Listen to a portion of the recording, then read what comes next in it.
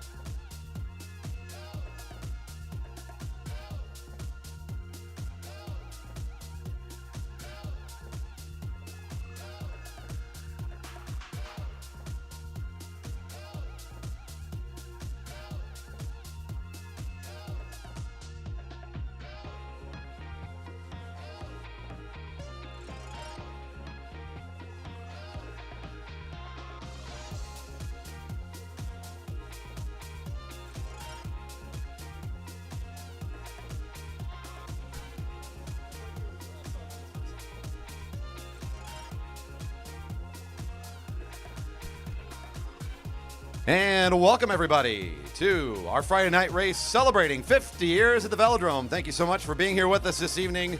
Tonight we start off with one of our favorite races we don't get to do enough. It's a Madison coming up to the rail. A mixed Madison here for 20 laps around the Velodrome. Thank you again for being with us here this evening. Our riders are now checking in at the rail and getting ready for their start. Tonight the air is filled with a feeling of gratitude, of celebration. We've got an eclectic program where we've invited our youngest riders here as well. So we've got juniors on the infield that are going to race tonight. We've got Kiddie Kilo. We've got the Marymoor Crawl. It's going to be a nice mixed evening today. And we'll start off here with the partner race, the Madison, as soon as we get our final instructions and everybody is set to go.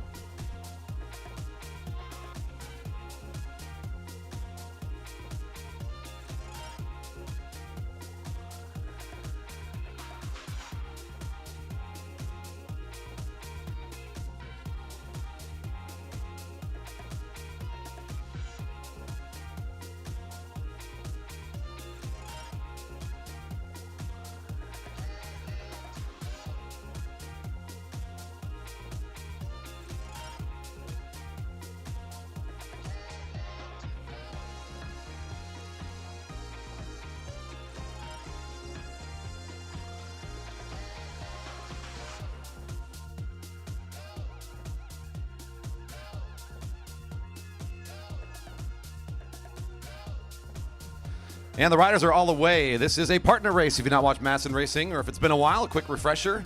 One rider's in, one's in the relief. They switch spots with a quick hold of the hands and an exchange.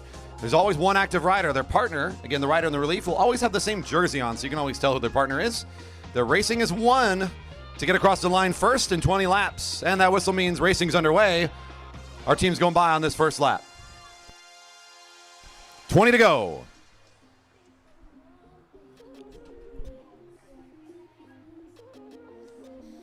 Good chance here to see our first exchanges. It looks like Team Purple maybe had a little bit of a mishap there. Couldn't quite get the exchange on lap number one, as we're having a little trouble with navigating some of that first corner. We're going to get ourselves warmed up here, though. It looks like the orange and turquoise rounding the corner at the lead of the race right now. We're going to get to see maybe in turn one here as Team 2 up and out of the saddle, moving down into turn 1. We'll be looking to do an exchange. It's Andy Lynch on the front of the race right now for Team 50, getting us started on this first lap and a half.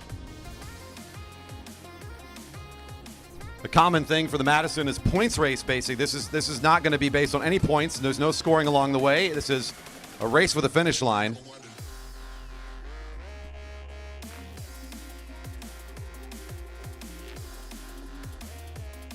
A couple more misses here on the first couple laps, so we're still kind of warming up to the race with 18 to go.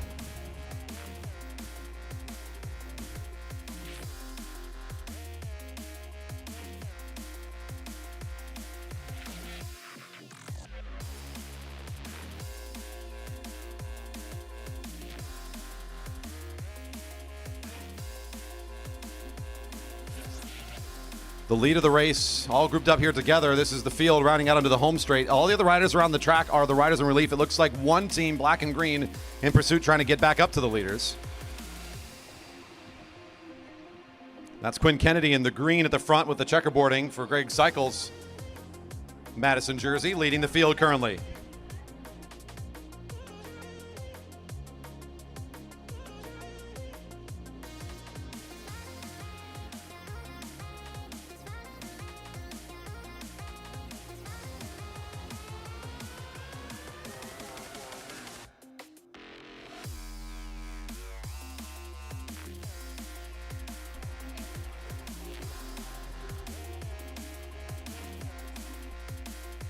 Team 3 making the exchange on the home straight, still leading things out. Our green squad, that was, I believe, Quinn Kennedy doing in the toss-in for teammate Matty Hers, again in the green for Greg's. And now the attack from Team Purple down the back straight. That looks to be Keegan Fairbanks, if I'm not mistaken, wearing the colors of purple here tonight. For Purple Yukon, the teammate Charlotte Westover. So our young team here on the move. Matty Hers jumps on the wheel. Team 2 is trying to sprint their way up there. That's Nafasat Koziva for the Navy Red Performance Team. Partnered up with Serge Malickian here tonight. Catches up quickly to the attack, and this groups things back up. Looks like Purple's going to throw in Charlotte Westover in the back of that group of 4. The next group on the track that's chasing, I think I see the green over there in turn 3, coming into 4, still on the lap with the leaders. 14 to go for the field of 4 at the front of the race. This is the exchange for Edwards, bringing Dyson Danielson, wearing bib number 8 tonight for that shared jersey, the pink and the green. The green and pink Cactus Devo starting to get a little bit closer to our leaders. And a little bit more aggression here as another exchange, this time for Serge Malikian coming in. He's now started to make some effort here off the front at 13 to go. Team 2 hustling. Next on the track, we got Team 7, the yellow team on the front for the field. That looks like Renna Fuller for the yellow and blue Bike Works jersey. And away goes green.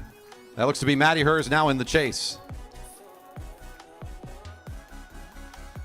One team currently, I believe, in the no scoring, or the no, not down a lap zone, pardon me, but will be down the lap here shortly, if not already. A couple in the chase here at 12 to go. Still Team 2 on the front. Malikian looking for the exchange here in turn 1. Because even now in the lap for their team.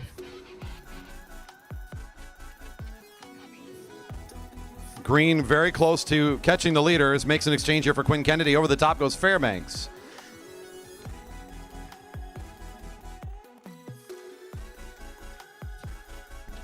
At 11 to go, Team 2 looking very smooth here. Another little bit of a miscue for Team Purple as the juniors trying to hold on to the speed from Team Green. That's going to hurt Westover's efforts here as she's not going to be in a tough spot trying to dig herself out of this one. The junior fighting valiantly here against the speed from Quinn Kennedy in the green. A couple more teams getting caught here, but the quick exchange, it looks like Malikian's going to be tossed back in here in turn 4. Nice exchange. Lead of the race on the home straight now, 10 to go. Team Green and Team Maroon, that's 2 and 3 right next to each other. About to catch the pink team. Team Purple in turn 1, the junior squad still close and on the same lap as the leaders. Westover's going to be looking some help from Fairbanks over there in turn 3 shortly. Pink gets caught on the lap here. It's still Maroon and Green on the lead of the race. We'll look to see if Fairbanks is going to want to make the big jump here in the middle of the turn and see if he can close some of this gap down. That tough exchange really hurting Westover as the front 2 teams take advantage of that situation. Your third place team now exchanging on the home straight. And here comes Fairbanks into the race at 9 to go. And there's the effort to try to close this thing down a little bit. So up and out of the saddle he goes, sending this one forward. Your leaders over in turn 3. They're at an average tempo right now, kind of working together almost. They know they got a couple laps before the scratch race wraps up. Team Pink, who's been lapped, looks like maybe trying to get back onto their wheel. Green with the exchange here. That's her is tossing in Kennedy, who will go over the top of the exchange of his opponents here, Team Maroon. They looking here like they'll be able to catch the wheel quickly. Kennedy up to the wheel of Koziva down the back straight.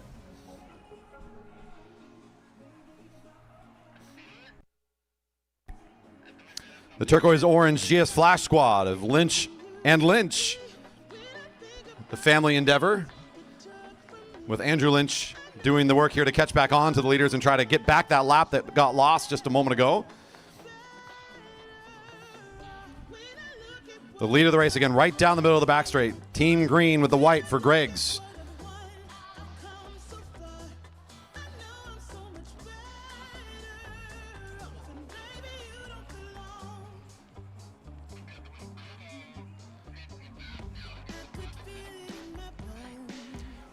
.50 is technically the front of the race for the lap counts here.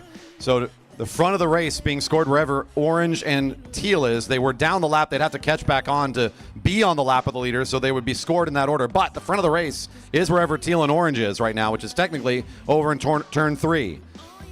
Down the lap, but right behind them, of course, there's your leader still on the lead lap that caught them shortly. Wasn't very long before Team Orange and Teal decided to go on the attack again and try to gain back some track lost. Sarah Lynch now in for that team on the front of the race. Green making the exchange for Quinn Kennedy. They'll take the lead and start to close it back down on the junior and get this thing a little bit more sorted out.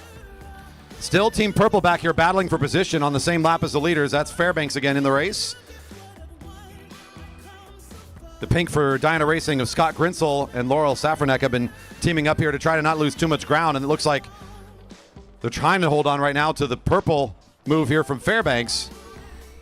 Coming onto the home straight, looks like they've gained some nice ground here on the leaders, but still several meters back from the leaders. 4 to go at the front of the race. 4 to go.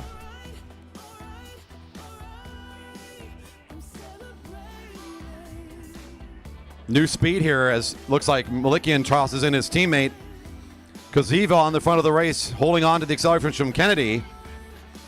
And with this new acceleration, Team Purple in a tough spot again, not going to be able to make a whole lot of ground back. Your top two teams in a dead heat here for the last several laps. 3 to go for the leaders. 3 to go.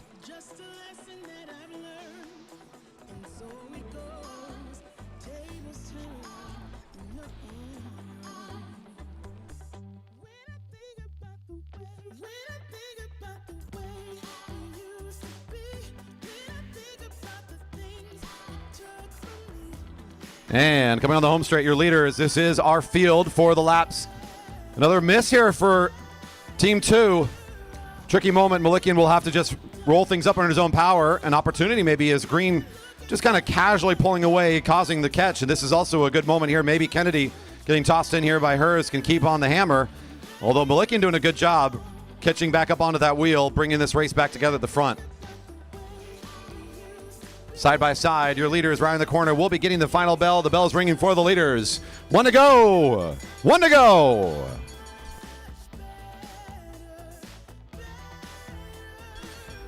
As all riders come through, bell's ringing for one final lap. 1 to go.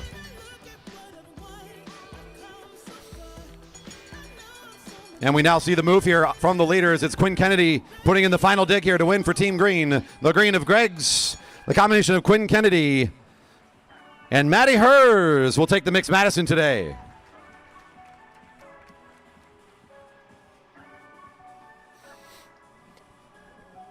All riders in their final lap.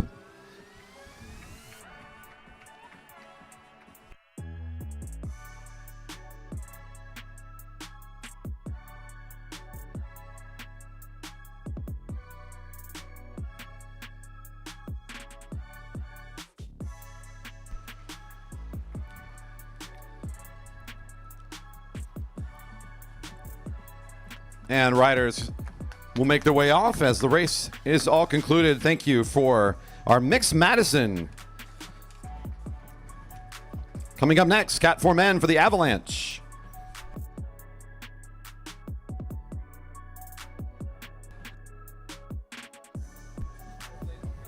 Riders to the rail for the Cat 4s. Cat 4 men to the rail, please, for the Avalanche.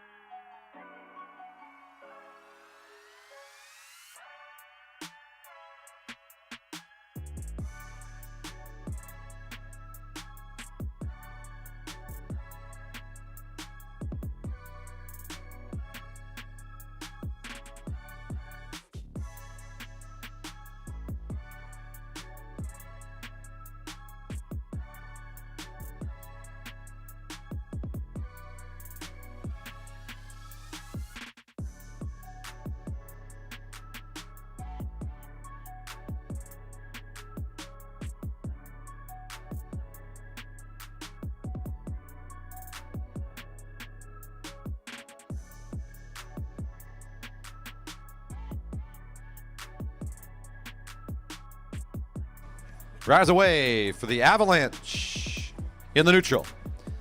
If you don't know the rules for the Avalanche, don't feel bad. It's been long enough that I wanted to refresh my memory too, right before the race started.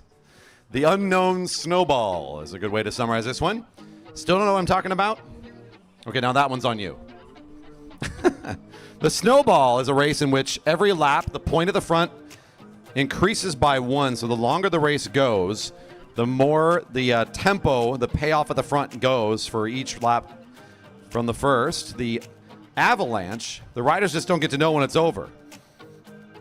It's only the first ride on every lap, so first lap completed, it'll show one of the lap cards, and that's how many points that rider will get is 1 point. 10 laps completed, the first rider across the line gets 10.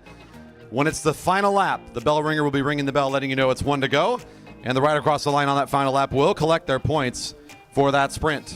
Ties in the points will be sorted by finishing order on the final lap. And the whistle sounded, racing's underway. And Corey, with this being an unknown and the next race being an unknown, we need our Kiddie Kilo riders to staging, which means Kiddie Kilo riders behind the beer garden, not in the beer garden, Kiddie Kilo riders behind the beer garden, line up by age.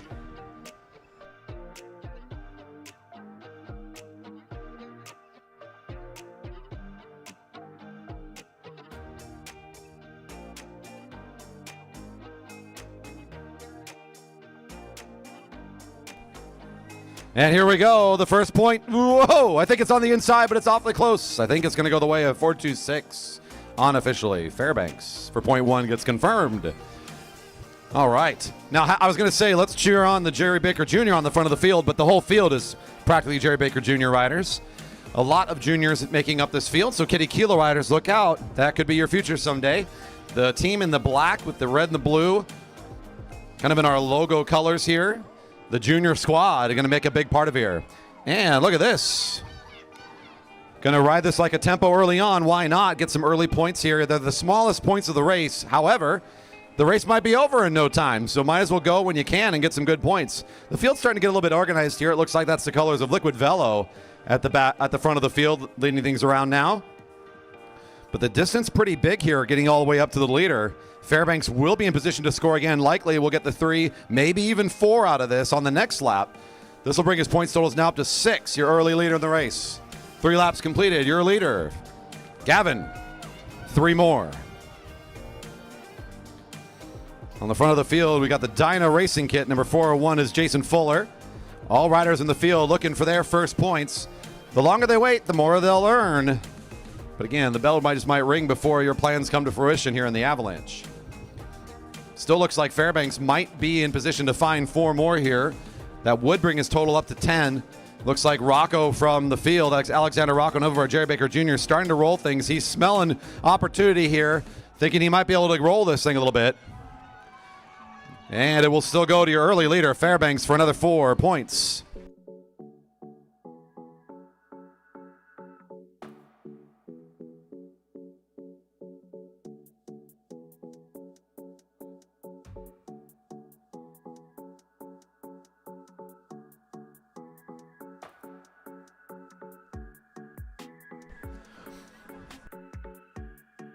Fairbanks in the lead with 10. Here comes our first rider since he took over at the beginning to pick up some points. This will be 5 for this sprint. And whoa, too close for my quick call. My eye says it's barely on the inside. But that one will have to come down to a review and a confirmation. It is Matthew Thies, 472. The rider on the inside picks up 5. Now in second. Another of our juniors trying to pick up the pace here through the turn. Next sprint for 6, no bell yet. Race leader Fairbanks, after doing the first several laps, has fallen out of the main field. He's going to have to watch from the back and hope that the points here at the front won't be enough to overtake his total of 10. That was Rocco Alexander picking up 6 on that sprint. Now currently in second place, 1 point ahead of Thies with 5 in third. Your leader is still Gavin Fairbanks with 10.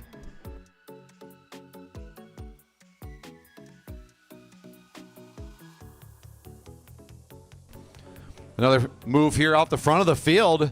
No one will be able to challenge this quick acceleration. Number 468. Preston Mui, 4-7. And look at this. Preston's pulling away for the rest of the field.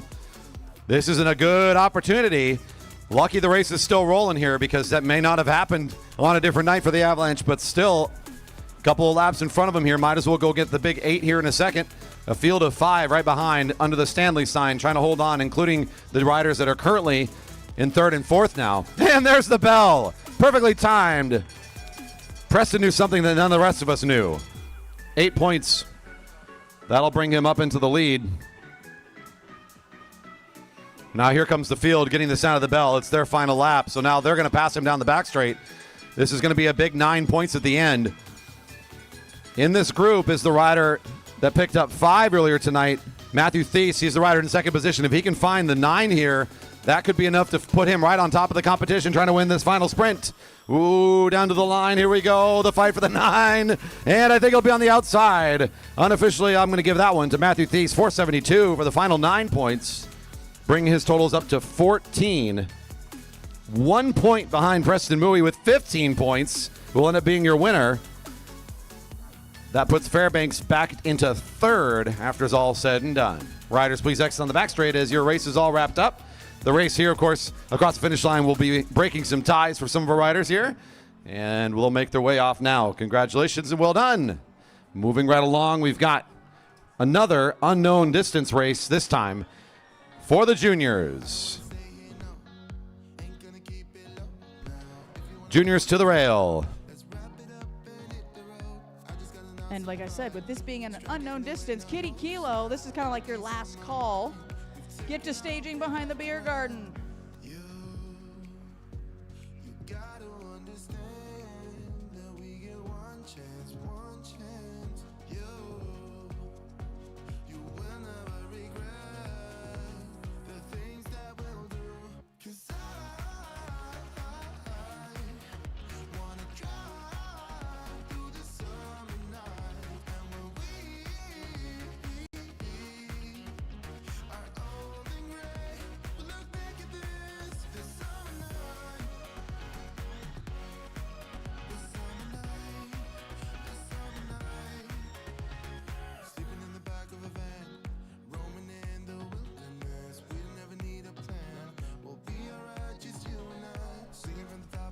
And our junior is going for an unknown distance. That's a scratch race where the end is unknown until the bell is ringing. Riders in the neutral, and we'll bring them out of turn 4 altogether. This is our youngest group of competitors here in tonight's race. Usually, if you make your way out on a Monday, all summer long, our Monday nights, we feature sprinters, our newest adult riders, and our junior fields, which is where our riders as young as 8 or 9 racing age are out here competing weekly and learning how to race a track bike. And that's what we got out here right now. We've got some racing age 8, 9, 10-year-olds out here representing in this very young junior category, the future of the sport. Of course, many of them, as they come through our Velodrome, opting to join the development program, are Jerry Baker Juniors. The most streamlined way to get the access to coaching and all the equipment that it requires to feel supported here at our Velodrome. But there are other ways, of course, and we're happy to get riders here through our Camp Velo experiences and help them learn how to race. Our group of 5 coming together should be getting the whistle, and then we can start working toward this unknown distance scratch finish. And whistle sounded. Bell's not ringing yet, so it's at least 1 lap long. Here we go. I see on the YouTube live stream, I missed it earlier, hello from China. We got someone watching that internationally. Oh my goodness. Must be one of our regular fans on a trip or something. That's pretty awesome. Go JB Juniors, agreed. Yeah, maybe one of the farthest we've ever had tune in. Who knows? We haven't been keeping track of that well enough. I like the earlier shout out from Harrison Devine when he was cheering on for Quinn Kennedy to go a little too deep in that mixed Madison race to get a little too tired for the Ride of the Year ride. That's a real shout out right there on the live chat. I love that. Want to participate in the live chat or just give us a little support? Don't forget you can jump on YouTube right now. JB Velodrome is the name of the channel. Hit subscribe. Hit a thumbs up on the live stream right now or share it with friends and family. Help us out. We'd certainly appreciate it. We are nearly at our next milestone. We want to celebrate 4,000 subscribers. We're like less than 10 away, I think. So if you haven't hit that subscribe yet, we can celebrate 4,000 maybe even later tonight. Again, the channel name, JB Velodrome, or you can find us through our website, velodrome.org/live. It costs you nothing except for a few taps on your phone. What are you waiting on? Come on now. Currently in our unknown distance, a couple laps in. Our young field here working together. They're waiting for the sound of that bell to make the move happen. They know what's up here. Up next, the Kiddie Kilo, followed by the camp graduation. Good opportunity here just before the Kiddie Kilo starts if you need to go grab one more order for food or maybe find a new vantage point around the Velodrome. Hop on the live stream and ask a question. 50 years of racing and community here at our Velodrome, and that's what this weekend is about: supporting, about celebrating, and about remembering. And there's our bell. 2 laps showing completed. It'll be a 3-lap scratch when it's all said and done.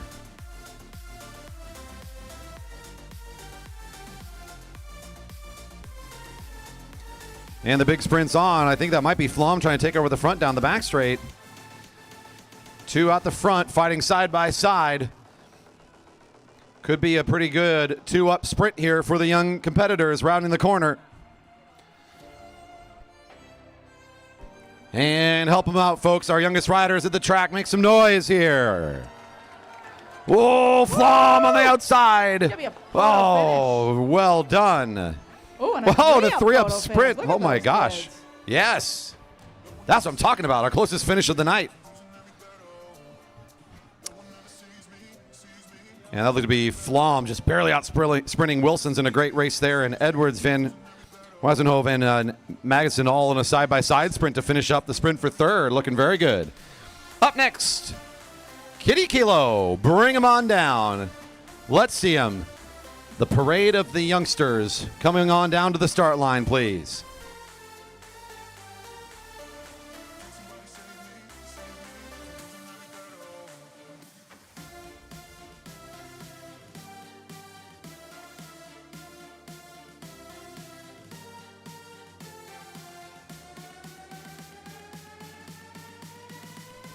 All right, we got our first group. Is this first group ready to go really fast for 1 lap?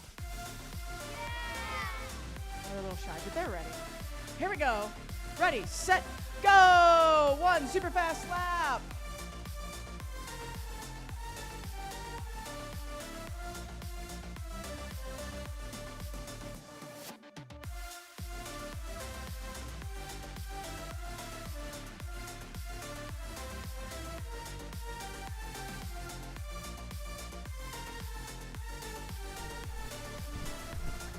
Yeah, I don't know. It might just be this little heat wave, but it does feel like everybody's a little sluggish tonight on the cheering. So I'll give you a break. I've been working all day out in the sun too. I get it. It's been a long one. We're not used to anything that's north of 80 degrees around here in the Pacific Northwest. Like, whew, give me a break. But you only get to see these kids once. So, like, you kind of owe it to them to at least put your hands together when these guys go by. So we'll do it a little bit better here. You ready? There we go. Now we're hearing it. We're here. We're celebrating 50 years of the Velodrome. We're excited about it. 50 more great years of community building. That's what we're doing here today.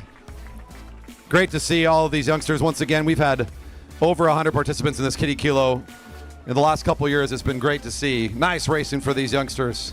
Our next group of Kiddie Kilo riders getting ready to start already. Nice job.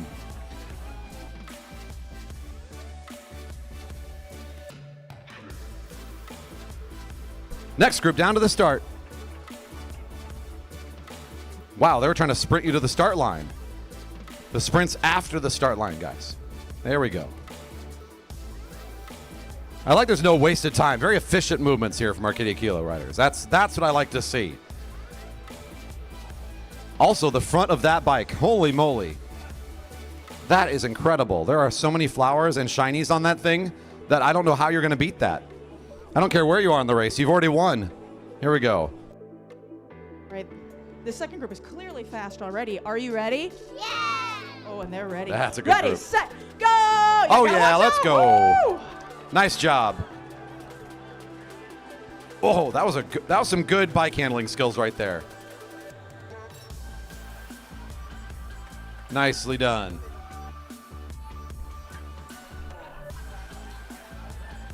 Our onboarding for juniors, if you have a kid around that's racing age, so age 8, 9 years old or so, they're old enough to start for Camp Velo. If you're curious about those programs, that is a week-long camp that happens during the summers. Registration now helped out and hosted through the city of Redmond. That program, again, 1 week long, and at the end, kids can actually start racing in these junior races you were watching earlier tonight. So some of our older Kiddie Kilo riders might be coming of age to consider maybe jumping out there in a Camp Velo experience coming up next summer. Here they come. Look at this fast finish from the front. My goodness. The fast color tonight is warning cone orange and highlighter green. That's a fast combo.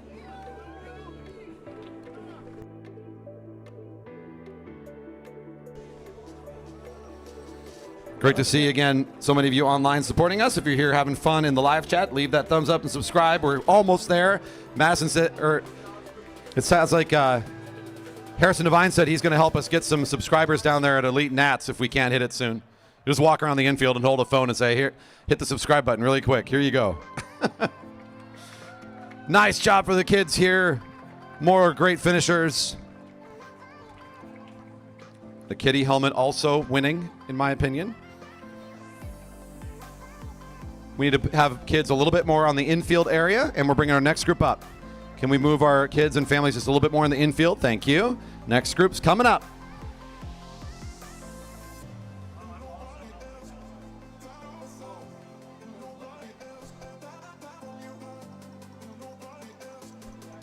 Coming up into this, camp graduation. We're just talking about Camp Velo a second ago. We have a group that we get to welcome into our community tonight on this 50th celebration. That's coming up after the Kiddie Kilo.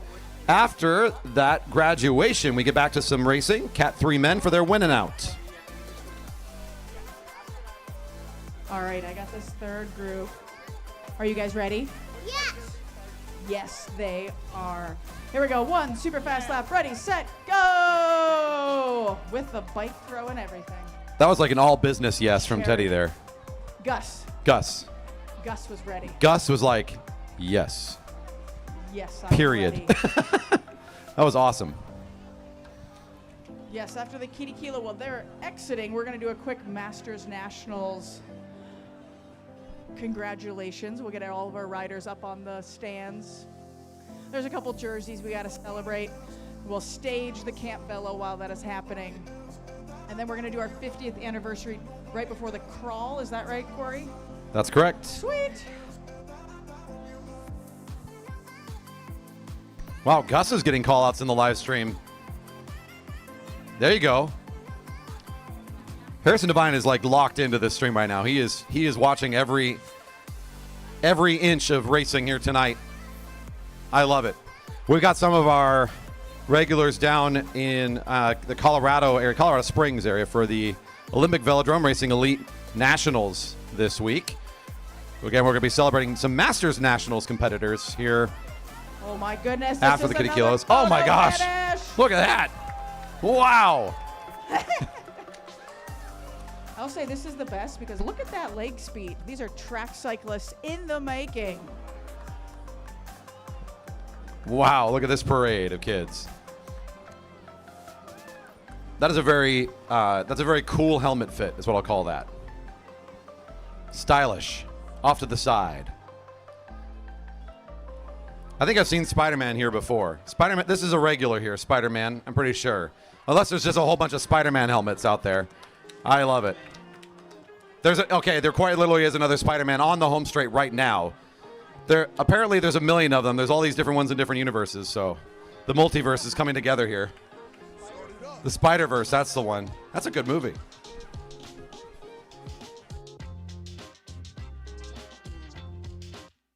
We got one more out there. Friendly reminder, we're just doing one lap, kiddos. Some of you on the backstretch are trying to get your money's worth. Get some extra laps. So we'll let our one in corner 4, then we'll get our next group going here.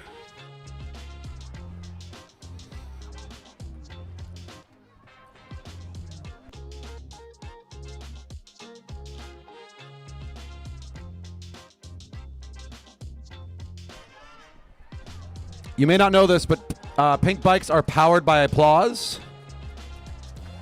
There you go.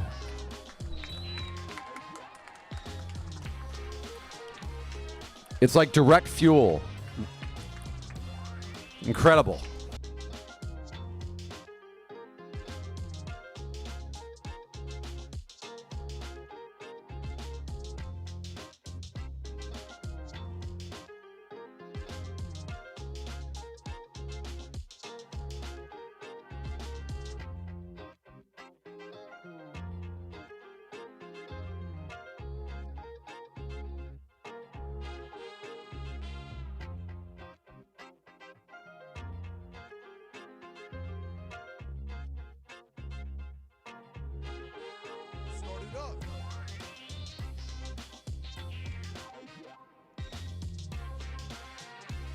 There's a big group here.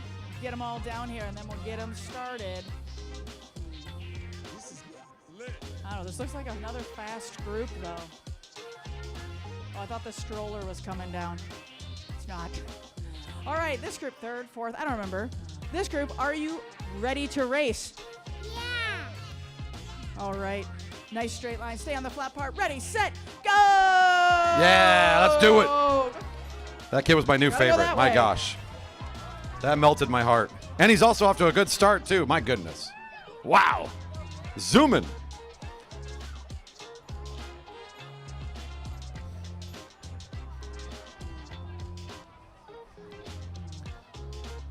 Couple kids trying to go the clockwise way around the track. That's not going to do it. Do they still even teach clockwise? Like, do you even really need that? There's like digital numbers for your clocks now, right? Like, who needs the old analog, like clockwise? That's going to go out the window eventually.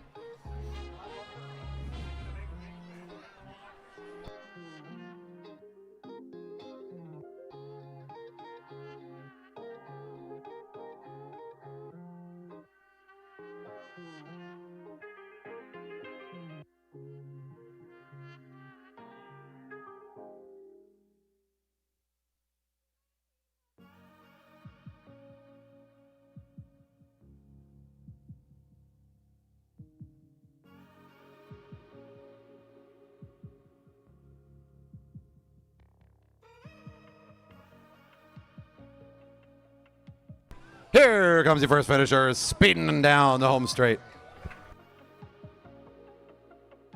Nicely done.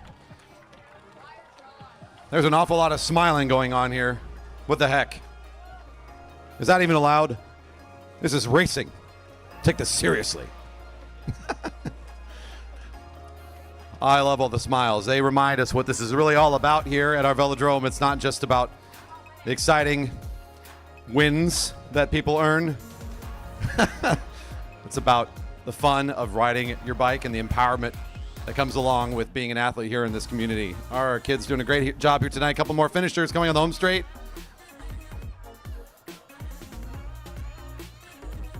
Almost there. That's not quite the finish line. Keep it rolling. Keep it rolling. Here we go.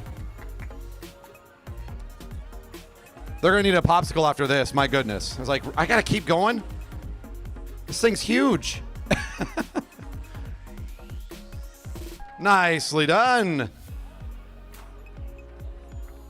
Keep going, keep going, keep going. You're almost there. Keep going. Yay, there we go. You got to cross the checkerboard. There we go. Into the grass to your left. Into the grass. All done. One time around. One time around.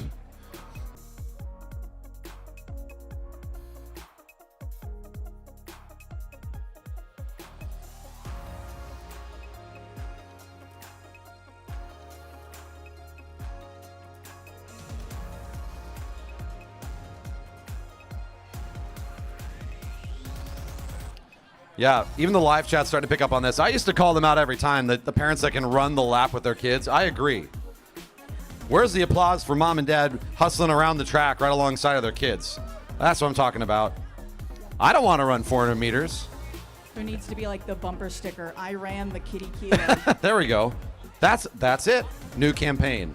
Emily, where are we at? Yeah, that's a new idea.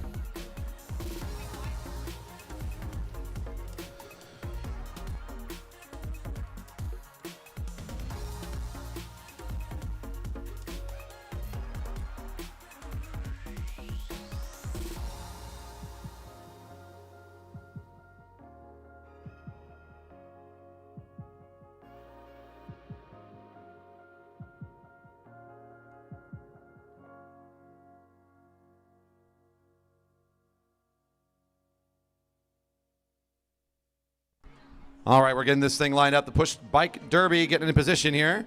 Our last event for the Kiddie Kilo. After this, again, Masters Nationals. We're going to have a quick little moment to recognize those competitors before we move in for the Camp Velo graduation race. Pardon me. Cat 3 men winning out will follow that race. All right, whoo, there's a lot of kids down here.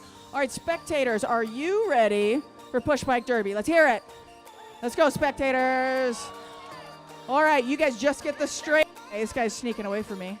Just the straightaway, super fast, then we'll get everyone out of here. Ready, set, go!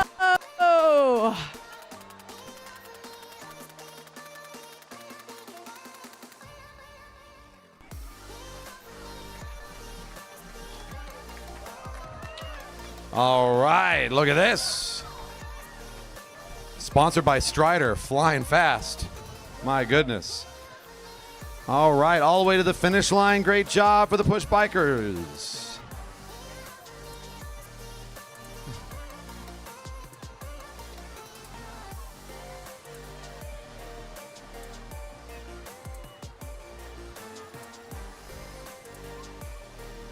All right, everybody. And with that, we are ready to start inviting you to make your way out from the infield. So families and kids, great job here today. We're going to ask you find your way safely out of the Velodrome. Find the nearest exit that works for you. We have stickers for everybody. And those ice cream, or the ice cream truck, is looking really good. He is ready and waiting for you. So we have stickers for everybody, and there is some awesome ice cream out there.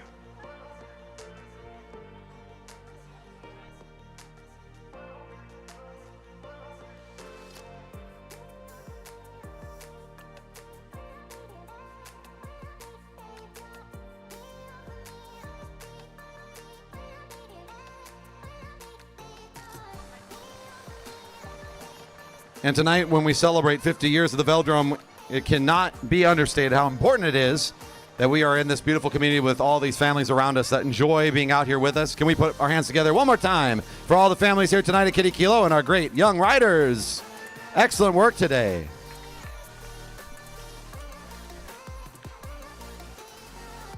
All right, we're going to continue to find places for them to make their way out. On deck is Masters Nationals. Some quick recognition for that, and then we're going to be inviting up riders from Camp Velo for the graduation race, please. All right, so let's get our Masters Nationals attendees, participants, champions up to the podium. I'm going to make Corey just make stuff up.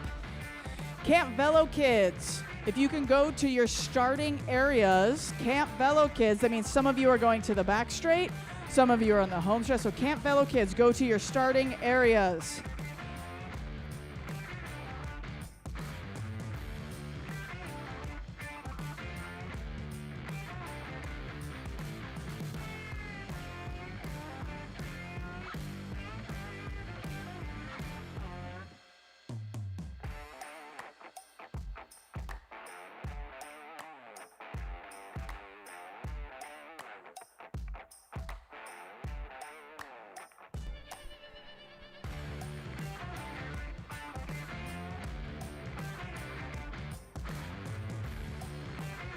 Okay, really quickly here, and we're just taking a moment to recognize a few weeks back, a contingent from the Jerry Baker Memorial Velodrome made their way down to the Olympic Velodrome in Colorado Springs to compete at Masters Nationals. We brought home a couple of great jerseys, some medals, and of course, a lot of great memories of our community going down there and representing so well. Congrats to all of our fantastic competitors, our champions, and of course, the champion in our heart, Andy Baker, is up there trying to get in the picture too. Let's go, Andy. There we go. One round of applause for all of our Masters Nationals competitors. Some new national champions.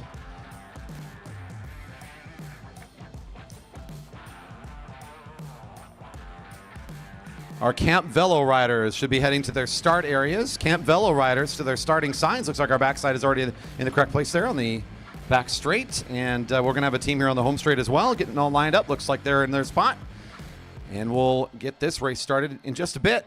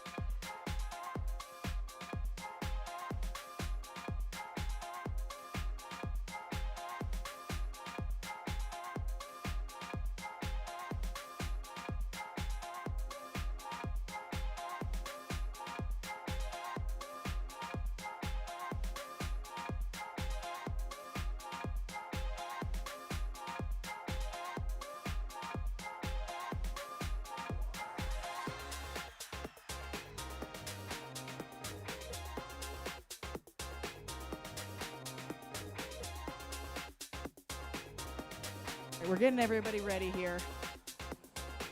I'll explain what's happening once we get going. I promise.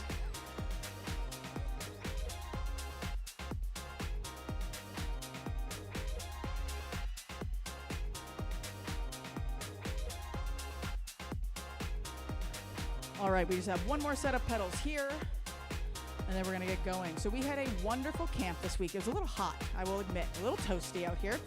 We had 15 kids, and I think we have 12 or 13 here with us doing this race today. What this is gonna look like are 4 riders at the finish line. They have 4 laps to go. This group right here has 3 laps to go, and the people on the back have 3.5 to go. When I say go, they're all racing. They're all racing in the same race. They're trying to overcome their little bit of a handicap here. And it's gonna be an awesome race. A very competitive group.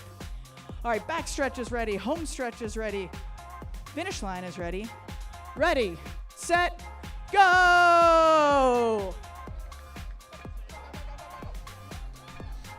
Riders away. Again, this is a race in which different groups have different starting positions. So our oldest group of juniors will have the hardest race of all. They've got to go the full 4 laps. Everybody else starting ahead of them, so they have a shorter race. So your leaders All right, let's hear it for are our this youngest group. Second group. Yes, this is our middle group here on the home We straight. have Ian and Alvin. I think that's Joshua, Prisha, Ryan. Here comes our older group. They're still seeing 3 to go. They're trying to close this gap. We have Hector on the front, Riker, Noah, and Joshua? Is that Joshua, I think? Okay, it's hard to keep track. There's so many names. All right, so this is the lead of the race right here. Let's put our hands together. Alistair seeing 2 to go, 2 to go, 2 to go. There we go. Mooksith. There we go. They're going great. Oh, so we're having some passing here already. They should be looking over their shoulders, doing all the awesome things. Okay, here are our older riders starting to pick people off here. All right, nice straight lines. Work together, work together. Oh, look, they're communicating. They're doing great. Okay. I think the lead of the race is coming through corner 3. The older kids are starting to catch. He said they're getting some riders. Quite a few now. Uh-oh. Oh, the older kids are coming up fast. Yeah, they are. All right, this is 1 to go. Let's go. We got to help them out. The big kids are coming fast. Oh, of course they all show up at the same time. Here we go. We have Riker at the front. We have Alvin right there as well. They still have a little bit of room to catch. We're looking over our shoulders before we move. I'm not sure why people are on the apron. That's okay. I don't know what's happening over there. On the back stretch, this is going to be our catch. They had a lap disadvantage, and they closed it. This is 2 riders, though. These guys were going head-to-head all camp. This is going to be a sprint. Let's put our hands together. This is Hector versus Riker. Let's see what's going to happen here. This has been a photo finish. Let's go! Here we go, 3rd place. Woo! Oh, what a great race. So Camp Velo, as of Monday, these kids did not know how to ride a track, and here they are racing in front of you all, doing a fabulous job. This was our last camp of the summer, so next year, make sure you sign up. We actually sold out this year, so next year, make sure you sign up. It is an absolute blast. Was that all of them? All right, they're gonna roll in before Cat 3s roll up, just because there's a lot of them. We're gonna have them roll up. Yep. Juniors, Camp Velo kids, come on up here. We'll get you unclipped and ready to go. Whew, maybe I can catch my breath. Corey, I'm passing it up to you. Camp Velo graduation, one of our traditions here to welcome people into our community on a night in which we are doing a lot of what it feels like sort of memorializing, remembering our past. Also looking forward to this great future. Our next group of juniors joining us, now eligible to race on Monday nights. Congratulations to all, and thanks to the families for signing your kids up for that experience. We hope you've had a good time with us here, and we look forward to seeing you for more fun laps here at our Velodrome in the future. Stand by for the all clear sign. Cat 3 men are in standby here for your win and out. Coming up next.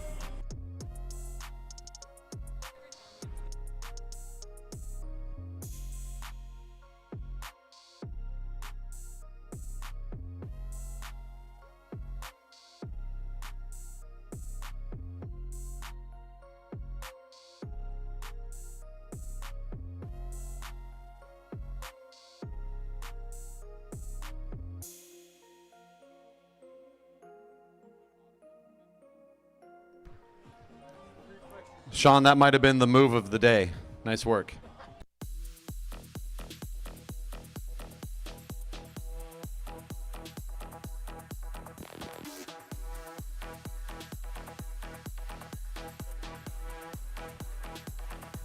All right, Cat 3s. I only have a couple more kids. Cat 3s to the rail. I'm just going to...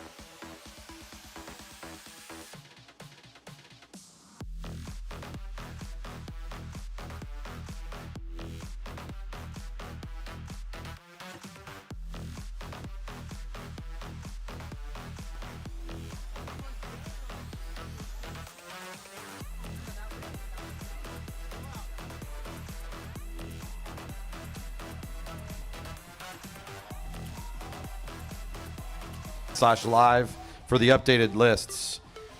Keirin Heats reposted for the Cat 1-2 men. Riders in the neutral are in this Cat 3 men field racing for a win and out tonight. The win and out, you're going to hear a bell after just a few laps completed. That first bell will signal the race for first place. So early in the race, you can win, and then the win and out comes from the namesake of you get to exit the race after you win. So you get an early exit from the race. Your night is over in this race. You get to get in the infield, cool down a little bit sooner, get a bit more rest before race number 2. The second bell will be the sprint for second. The third bell will be the sprint for third, and the final bell is fourth, fifth, and all the rest of the positions in the race. The win and out, getting the whistle, racing underway. Bell at 10 will pull out the rider in first place when the lap cards show 9 to go. That'll be our winner for tonight's win and out. Small field here tonight for our Cat 3 men. But this race really could be anybody's. We've got a couple of strong sprinters amongst this group. Some in really great racing form and been sprinting great in these fields all season long. And tonight with just 9 of them, I imagine they're going to go a little bit slow here and kind of ramp this up towards the expected finish of a high-speed sprint all out for that win. Less riders to compete against. There's probably going to be more of these riders thinking, I got this tonight. I can get this win this evening. It's always a bit of a gamble, though. You throw in the chips to win it.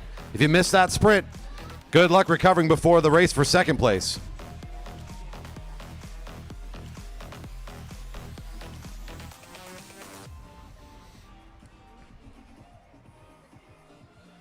For leading factory racing, Peter Snowblad on the front. And a move coming from Coalition here. Big attack. Is that Sam Karp coming into position? I believe it might be. Well ahead of the bell and caught the field sleeping.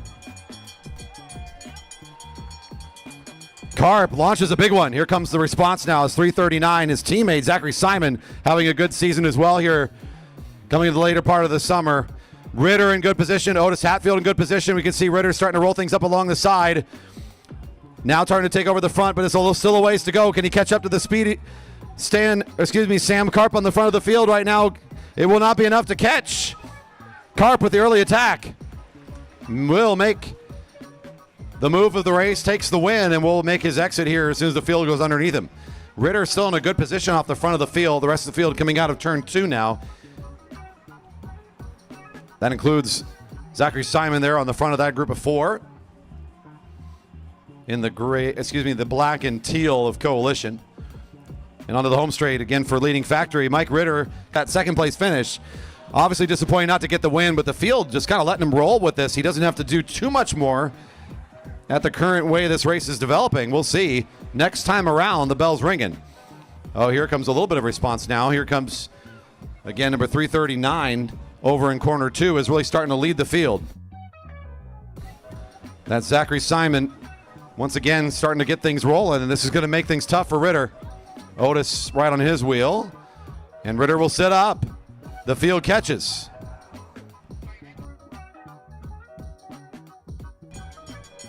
Bell's ringing, second place next time around. Reminder for our families, just make sure our youngsters are keeping their arms and their legs on this side of the railing at all times. Thank you for your safety and, of course, for our riders. We appreciate it. And here goes one of our riders up from the Portland area, looks like. Big move for Ryder Carlson, number 316 for Team Epic.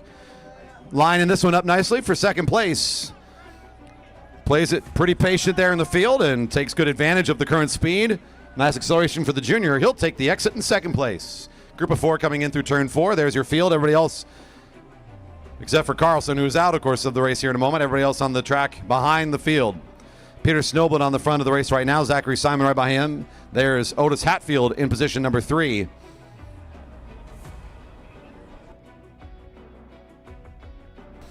I believe that's Jared Elog of the Apex Racing team, number 340, also in this group of 4. Next time around, the bell for third place.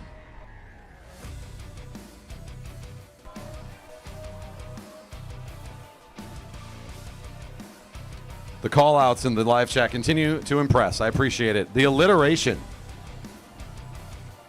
here for Ryder is pretty remarkable. I'm loving this. How many R's can you call out in one shout-out for a rider? Love it.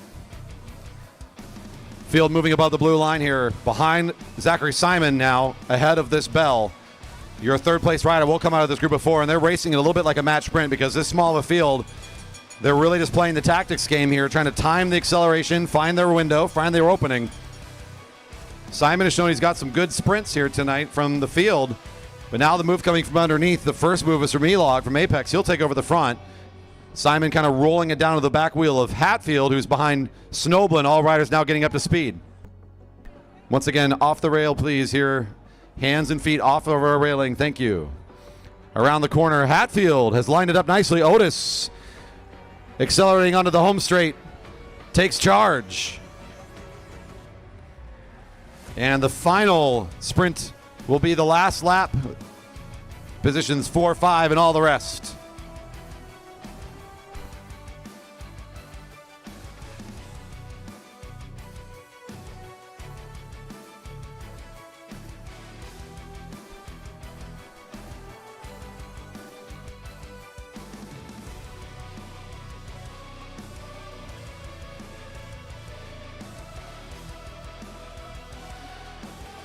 And we're down to these final 3. This is like a combination winning out and elimination somehow. Where'd the other riders go? Were you pulling them out of the race over there? No? Okay. All right. 3 left in this field. Simon on the front for this group with Snowblin in second wheel position. Elog on the back for the group. Next rider across the line of that final lap will be in 4th overall for the field. On deck, the JB Keirin heats. Open women first, followed by the Cat 1-2 men.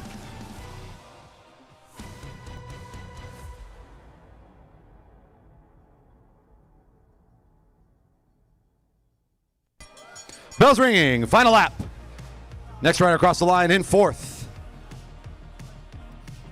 Simon looking over that shoulder for a little bit, trying to wait to see if somebody's going to start attacking him before going from the front. Now losing position to Snowblin, who's looks like he's got the extra gear here to start pulling away from the rest of this field. And he'll just power his way forward. Snowblin taking over on the final lap will be in 4th overall tonight. Elog in 5th. And that'll be the finishing order here on this final lap.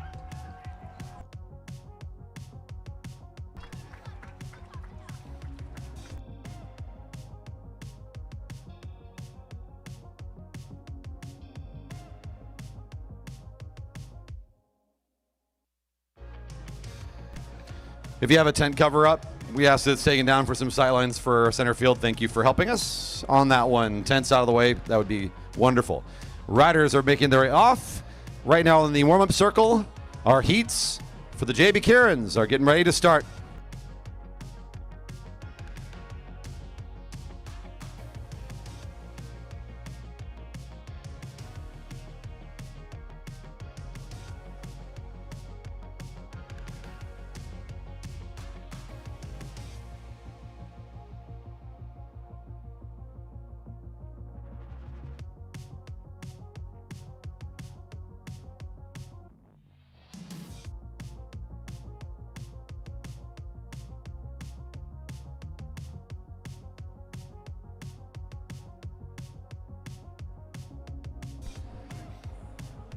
Now coming on the track for the open women, it's our first heat in the Keirins.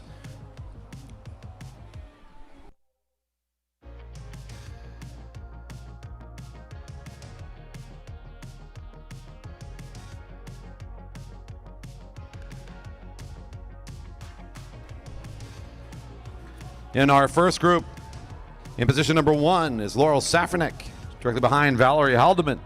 In third position is Luna Mendoza. Fourth in this group, Renna Fuller. In fifth spot is Emily Alexander. And sixth wheel, Sarah Lynch. 3 advance to a major final. 4th through 6th will race in the minor final during the final round later in tonight's program. Total distance for the Keirins on our track is 4 laps. When it's a JB Keirin, you can expect the pacer to get out of the way for the final lap and a half. Let the racers fight it out for the finish. Top 3 race into the major final, which is how they qualify to race for top 6 positions.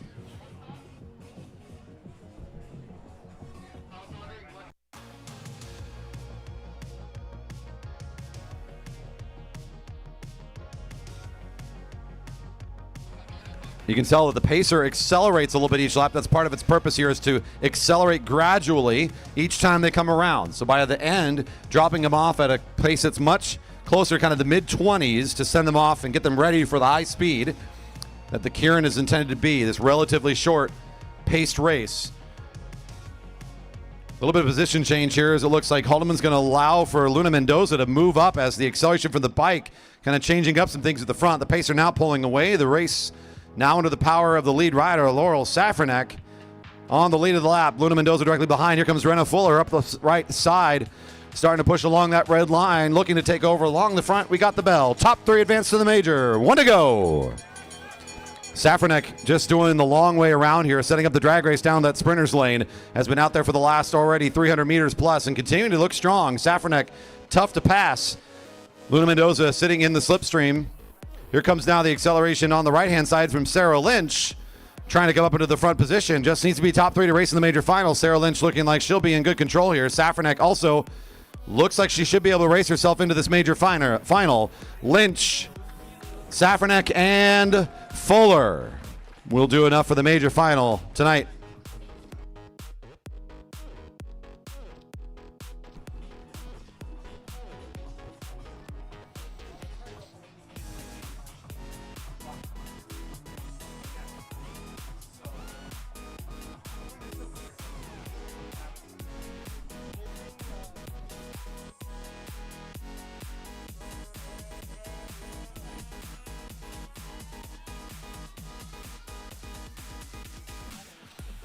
Heat B now on the track for their 4 laps.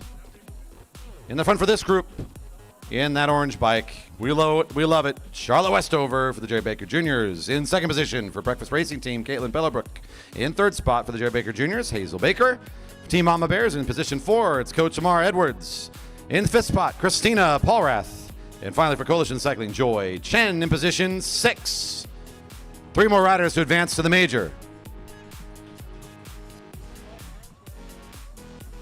Stick around for our 50th anniversary celebration moment here in our program coming up before the crawl. We'll be acknowledging all the decades of participation, celebrating, racing, riding, being out there on the outside of the railing or inside the railing here at our Velodrome, and we want you to be here with us for that moment. Would love to have you stick around. That's going to be here before the crawl after just a few more races here tonight. 3 more riders to find from this field to join that major final later on tonight. As a reminder, everybody gets to race twice. We will host that minor final as well during that phase of the race. You can now tell again the pacer up to good speed here. Going to take him for one more half lap around before we'll send the race the way for the open women here to take over. Westover, the junior there at the front, is going to be the first one to lead this group. If I had to put some money on somebody, it's going to be Westover. Is going to make it really tough to beat her here when she's on the front. I think she's going to try to hold on to it. And there she goes, trying to motor this thing a little bit from the front of the field. Kind of as I expected. I don't think she wants to give up or surrender that front position. Westover on the front of the lap, pulling away from the field as the pacer gets out of the way. 1 to go. Top 3 advance to the major. Pellebrook trying to hold on here to the juniors. Quick acceleration. That's 229. Joy Chen on the wheel of Pellebrook. Edwards trying to hold on as well. 3 down the back straight in the catch, trying to get up to Westover. Edwards trying to get up to Chen, who's now starting to overtake Pellebrook. Heading into the turn, it's still Chen and Pellebrook fighting for what's a second position right now, but Edwards catching back onto the wheel, looking to find third overall, maybe even overtake for second. Westover will hold on to the front. It's Pellebrook, then Edwards go 2 and 3.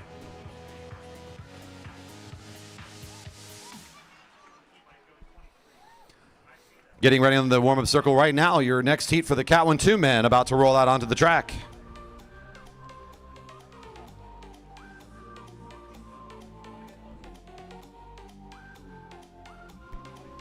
Our first heat now on track for the Cat 1-2 men, JB Keirin heats.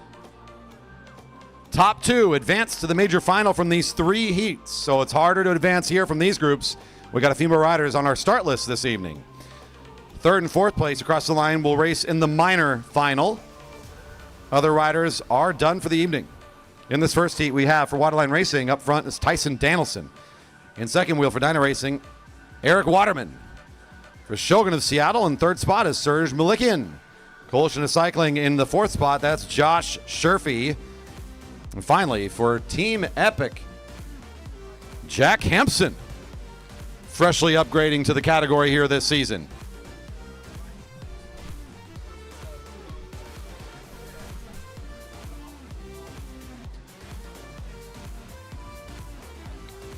This is maybe another one where I would watch kind of how Westover raced that last heat.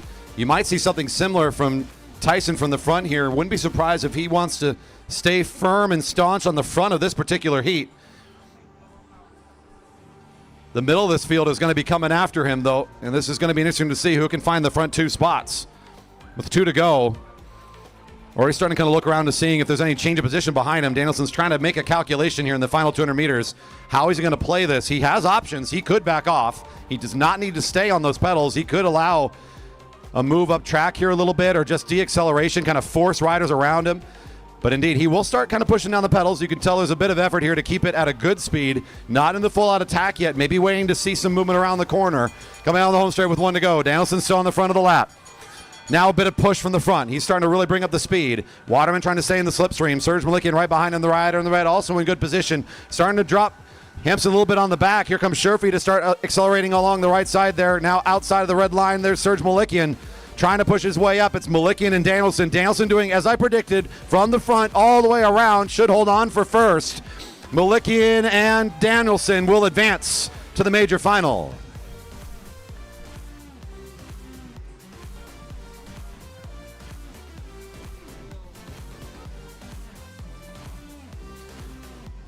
And in our very efficient format here, your next heat's already coming onto the track. Heat B on track. 2 more riders to advance into the major final.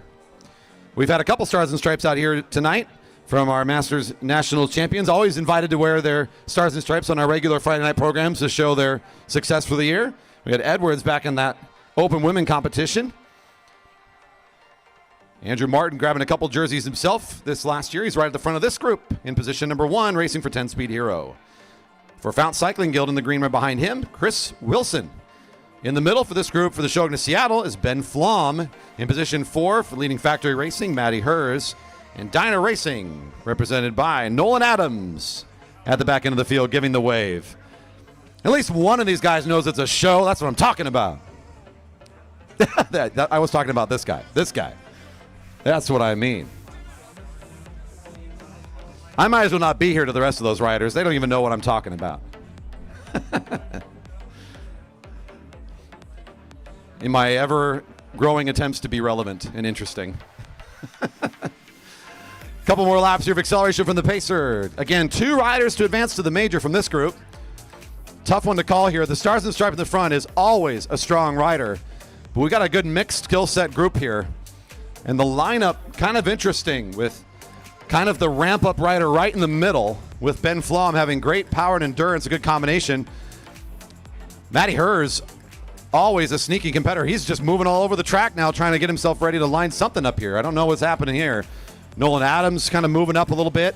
And as the pacer pulls out of the way, Hers was setting himself up for a slingshot. He comes all the way to the front, all the way around the field trying to take over.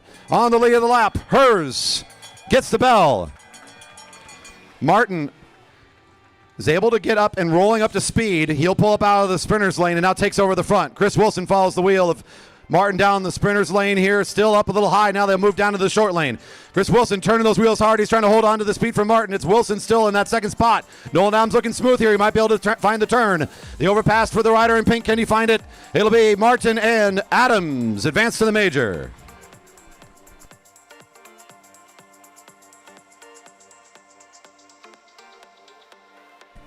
And we continue on with our final heat of the competition for this round. 2 more to qualify into that major final later tonight. Heat C for the men. 1-2 on the track now.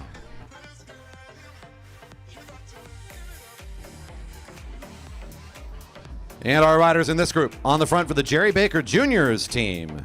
Keegan Fairbanks. The Uzbekistan national team competitor in second spot is Nafasat Kuziva. In third spot for 10-speed hero, Mike Robson. In the fourth spot for ACT, Quinn Kennedy. For Dyna Racing in position 5, Scott Grinsel.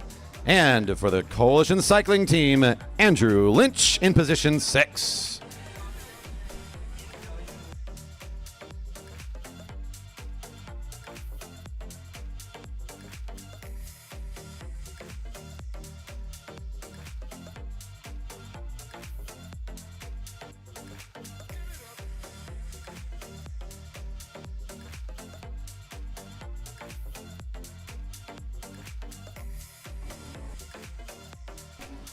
There was an official warning that has been issued to 102 Andrew Martin coming up in the sprinter's lane, impeding progress. A warning was issued to number 102 Martin in the previous heat. Does not change the outcome of the race. Again, a warning issued to Martin. Currently in their group here, Heat C, getting up to speed. They're seeing 2 to go. The final half lap for the pacer. 2 more riders to advance to the major final to set up for this very exciting top speed race later tonight. Fairbanks drawing a tough spot here in this group. All the way to the front of the group of 6 is the junior. Great competitor, but a tough spot for the smaller frame rider to be leading this group around. But already, here comes the aggression as Lynch wants to be the leader. He'll come sending it forward, watching Matty Hers. He says, I can do that too. Lynch to the front. Well is ringing, 1 to go. Fairbanks responding nicely here, trying to find that wheel quickly. He's hustling up to position now. Fairbanks catches the wheel, looking to maybe overtake here down the back straight. Lynch in great racing shape is a tough one to beat, and Fairbanks has found the wheel. Here comes Mike Robson for 10-speed hero. We got a 3-up sprint here for 2 positions. Robson positioning himself. Fairbanks taking over the front. Fairbanks, Robson, Kennedy. Oh! We got, I think, the rider in blue, Robson, just in front of Quinn Kennedy for the second position, and Fairbanks lines up the first place finish unofficially. Good for the advance into the major final. Great sprint from that heat. Looking forward to the major later tonight.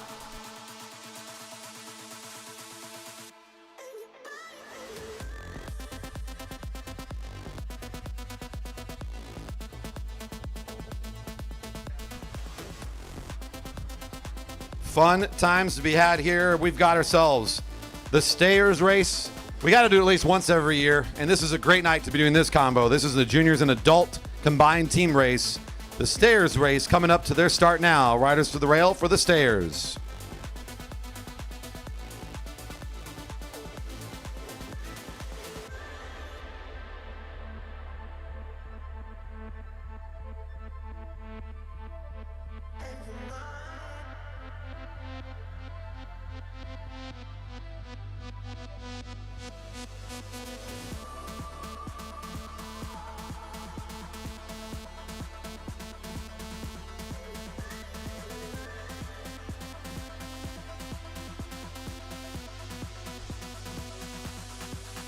Riders away for the stairs race. 8 laps of racing currently in the neutral.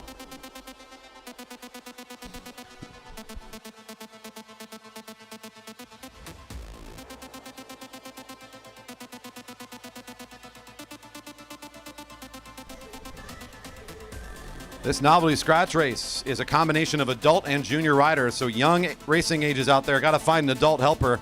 There's a lot of family business going on right now, let me tell you that. As our younger generation here going to be helped around the track by the adult. They can serve as the pacer for them all the way through this race, but the finishing position is determined by the junior crossing the finish line, not the adult. So anytime that the pacer starts getting a little too fast, if they start pulling away, it doesn't matter how fast the adult's going. In the end, it's all about the kid. So our partners here wearing those Madison jerseys, so again, you can tell who their junior they're helping out is. They've got 8 laps around the track for this scratch race format. At the end, they'll get that bell. First junior across the line will be the winner in the stairs race. Important teamwork here going to be needed for our stairs competition. And with the whistle sounded, racing underway.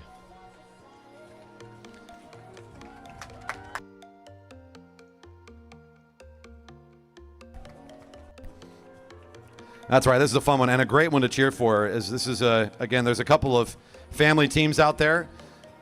Parents helping out their kids around the lap. Is that already the Flom squad starting to drive? I think it is. As it looks like Ben Flom helping out his youngster Evan off the front of the rest of the field.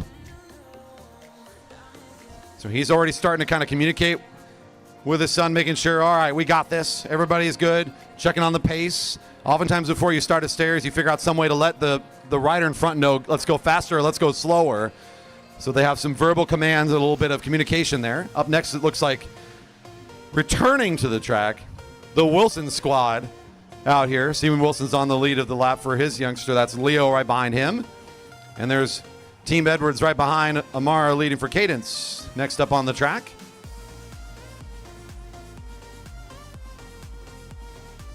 Also looks like even Magnuson's out here today being helped by Sarah Lynch in the Team 50. That's the teal and the orange, currently in 4th position in the race today. And Lilith Van Wesenhoven, the rider, currently in 5th back there in the middle of turn 4. 6 to go. Still Team Pink and Flom on the front.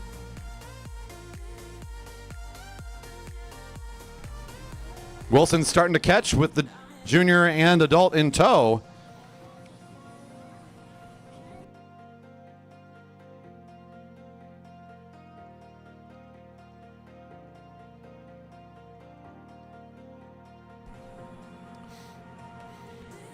And you can see there that the adults wanting to finish the catch, but need to make sure the juniors are still with them. So Team Pink still in the lead, but some ground has been gained here.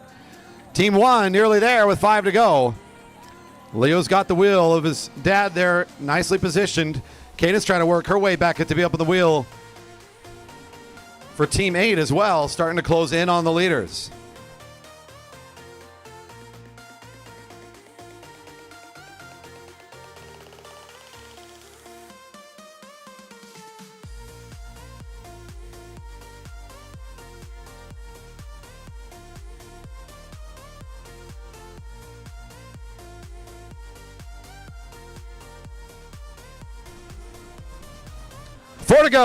Four to go.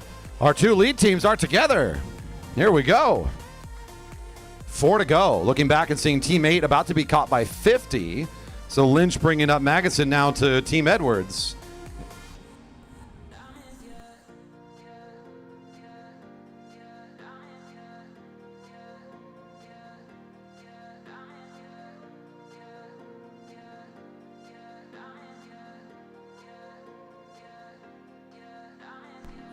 Let's go, Team Green.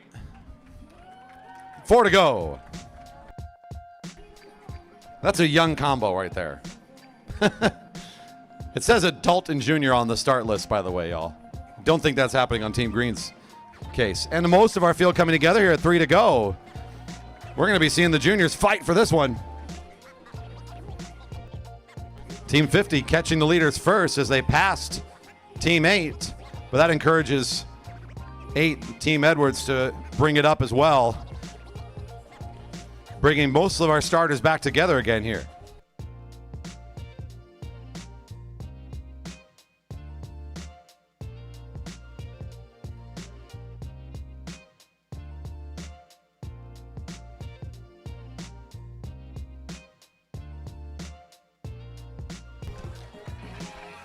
Field seeing 2 to go. Field seeing 2 to go. 2 to go. Team green will be caught by the group here. On the front of the race, this is now team 1. The Wilsons have moved up in front. Steven leads Leo up to position 1 and 2. Right behind is the Flom duo. Lynch helping Madison out there in 3rd position. Edwards starting to fall off the pace here.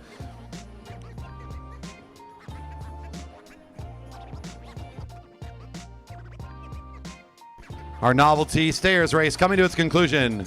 Bells ringing, 1 to go. 1 to go.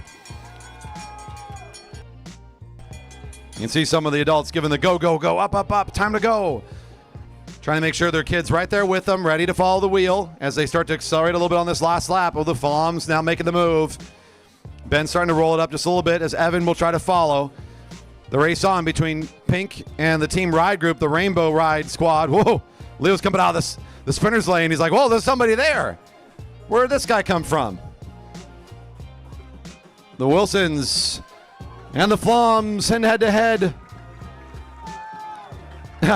Leo's giving the go. Go, go, Dad, go. And the Wilsons across the line by about a bike. We'll take the race. The Madison does a great job here. Edwards next across the line in the group. Nice job. And Team Green, Lilith racing very well here today, getting help from, I believe, Hazel Baker, a very young duo, I might add. My goodness. No other adult could help that kid race tonight? What's going on? I'm only mildly disappointed. It's also adorable, and I love it. But, you know.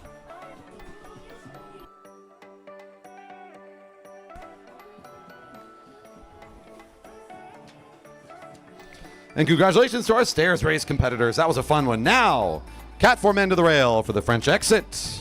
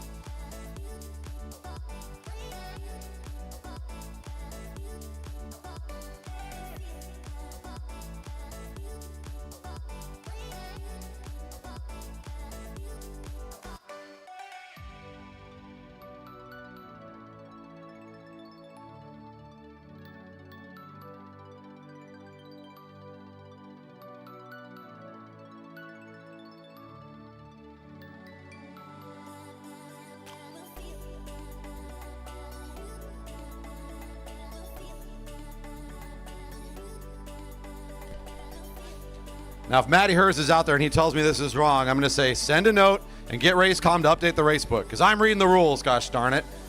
The French exit is a points race in which the first sprint is worth extra points. The longer the race, the more it gets multiplied by. Once you understand what happens after the first sprint, you'll know why. First point sprint in this race is going to be doubled. So rather than getting a normal 5 on the first sprint, it's going to be worth 10. On a normal points race, the last lap is doubled. In a French exit, we don't do that. The last lap is worth normal points. So doubled on the first, not on the last. If the race was longer, the first could be even tripled or quadrupled, depending on how long it is. After the first sprint is an opportunity for the French exit. Yes, the early exit. It's a little bit of a joke. Yes, it is indeed. The French exit, you take the exit early out of the conflict. You're all said and done. You get to keep your points. It's not a DNF. So if you get that double sprint at the beginning, get out of there. You hold on to those 10 points and hope it's good enough for a top finish. And racing's underway. To simplify, in 4 laps, the bell will be ringing. That first sprint is worth 10 for the first rider across the line. If they would like, they can exit on the next lap, and they keep those points. I think the last time we hosted the French exit this year, at least in one of the fields, the winner was the French exit. So the math's pretty good. I know some stipulation, like should the riders be able to keep the extra points if they don't do the French exit? But it's not in the rule book that says that's required they exit to keep the double. So if they want to get the double and stay in, they can. It's not that it's say you can't do that.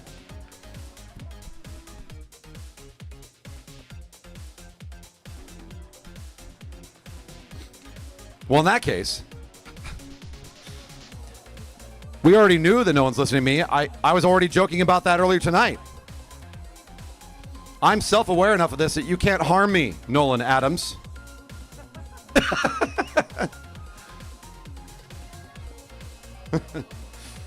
Racing underway here for a couple laps. Again, Bell at 16 to go for our first point sprint.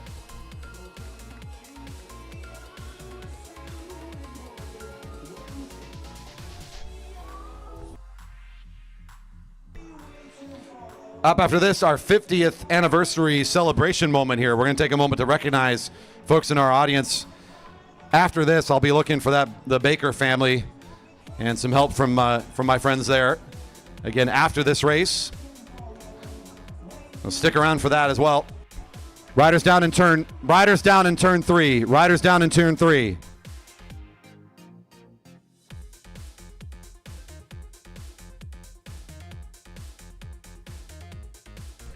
Stopping the race here. Race is stopped.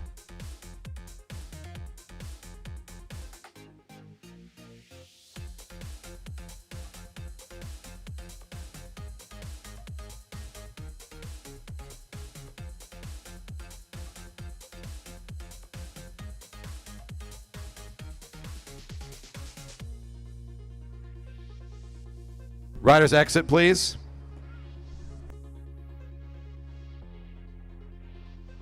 EMT to turn 3, please. EMT.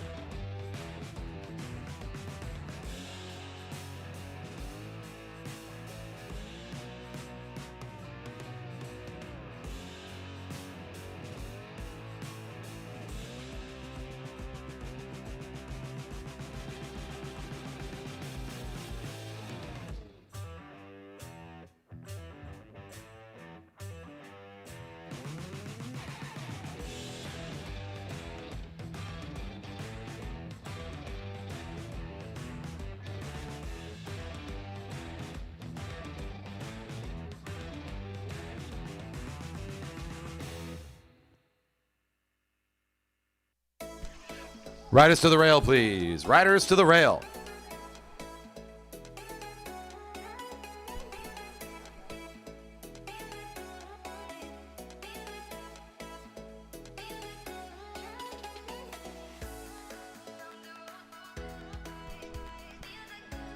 Riders back to the rail for your restart. Riders to the rail.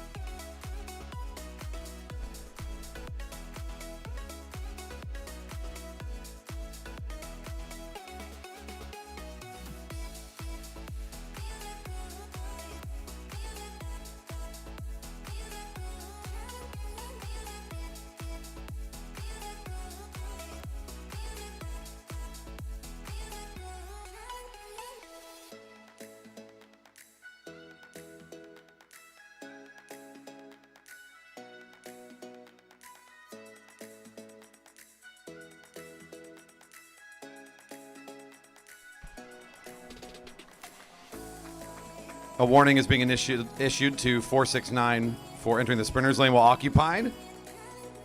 Warning issued to 469 for entering the sprinters lane while occupied. Race will be back underway with 17 to go. They are currently neutralized. We'll start them out of turn 4, I believe, with the sound of the whistle.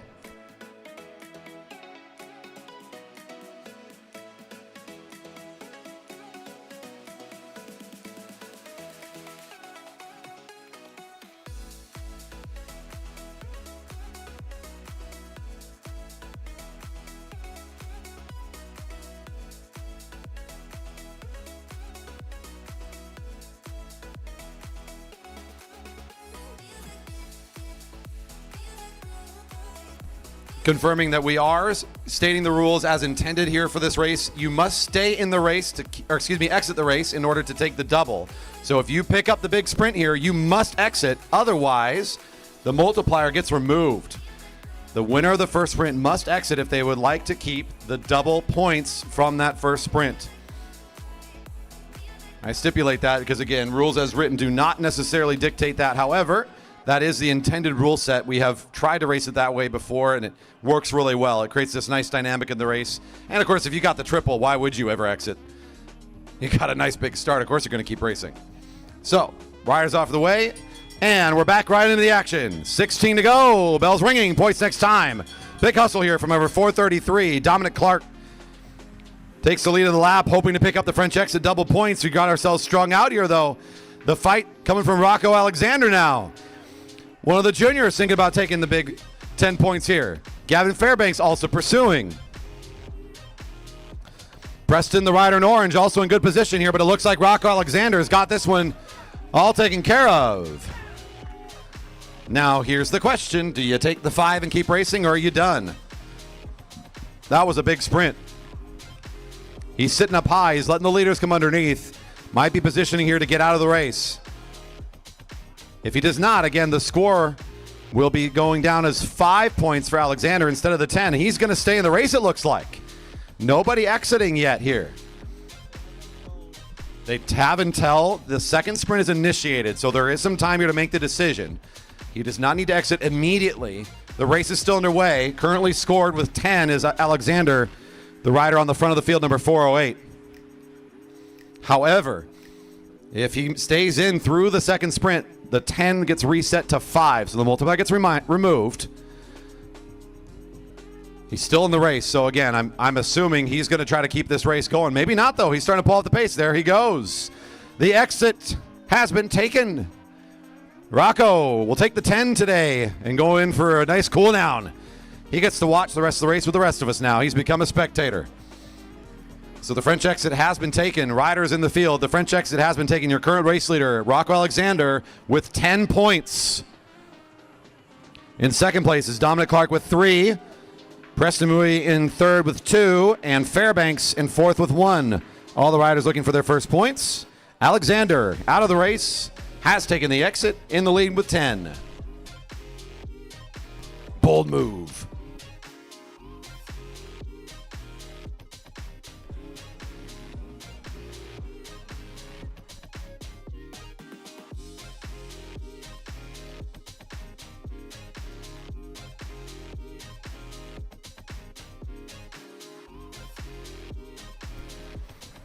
$12 to go.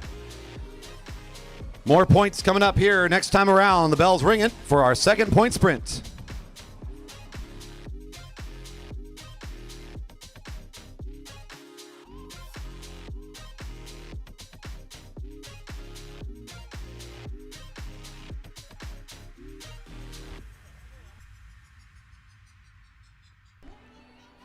Most of our group here still together after the first speed from that early sprint. Now we're getting back up to power here for our second opportunity for points with 11 to go.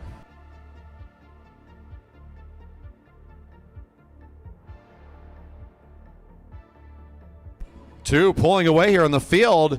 Back in turn two, letting this kind of happen. This could be a big break here for the race. Let's follow our two around here and see what they do at this position. This is a big one. Big positional advantage for the two race position leaders right now. 472 for 5 on the sprint, 427 for 3 points. The field sprinting for 2 and 1. There's Donahue for 2 points, and I think Dominic Clark for 1. Matthew Thies off the front with Cody Chang, and Cody's just rolling away. The junior got some good battery here tonight. He's going to demonstrate some good endurance on the evening. Cody, 9 to go.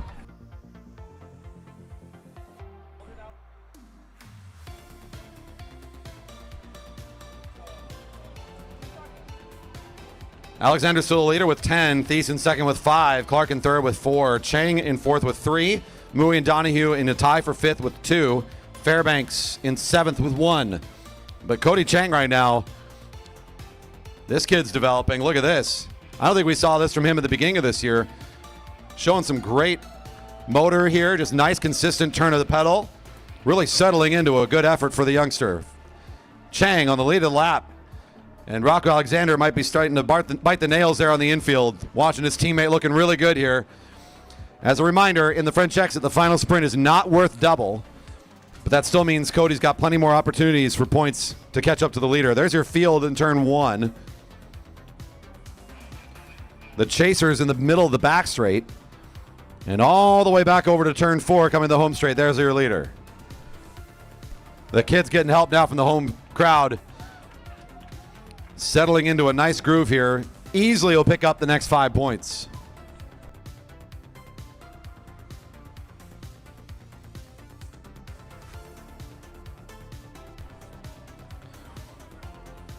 Jack Donahue working there with Matthew Thies in the chase. And Jack getting a call out there on the live stream. Good to see you out there enjoying it. Maybe by the time I check later tonight, we'll have hit that magic 4,000 subs. If you're out there and you haven't hit that button, come on now, hit the button. What you waiting for? 6 to go. Bell's ringing for points, and Cody Chang on his way to 5. The chasers will be facing each other for 3 and 2 points, respectively, getting the bell. Points next lap for the chasing riders. Donahue and Thies. 1 point available to the field. The bell's ringing for the field now. 1 point available. It's Daniel Pegashin, number 470, on the lead of the lap for the field as they came across the line.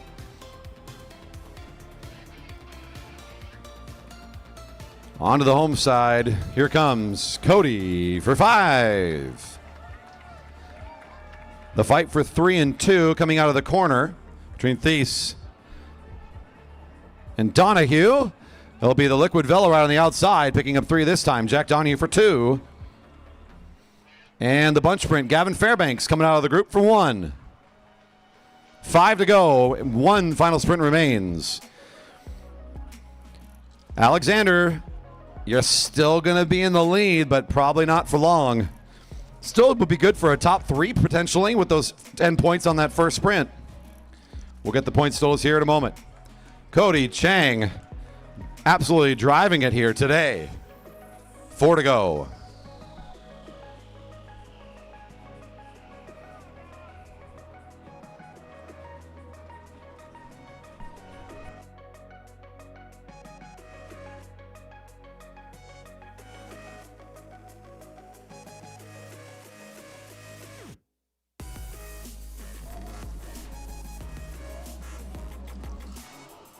Showing some good savvy here between these two, knowing that Cody has to stay on the front for Clark here. And he's putting in such an impressive athletic effort here for our Cat 4 field. Seeing a lot of growth and development from that kid this year. Fun to watch these guys get stronger every week. Jack Donahue still in the chase. Number 409. Points totals is Alexander lead with 10. Thiessen second with 8. In a tie with Cody Chang, also with 8 points. Couple riders with 4 is Clark and Donahue in a tie for 4th. Couple riders with 2 is Mui and Fairbanks in a tie for 6th. 2 to go.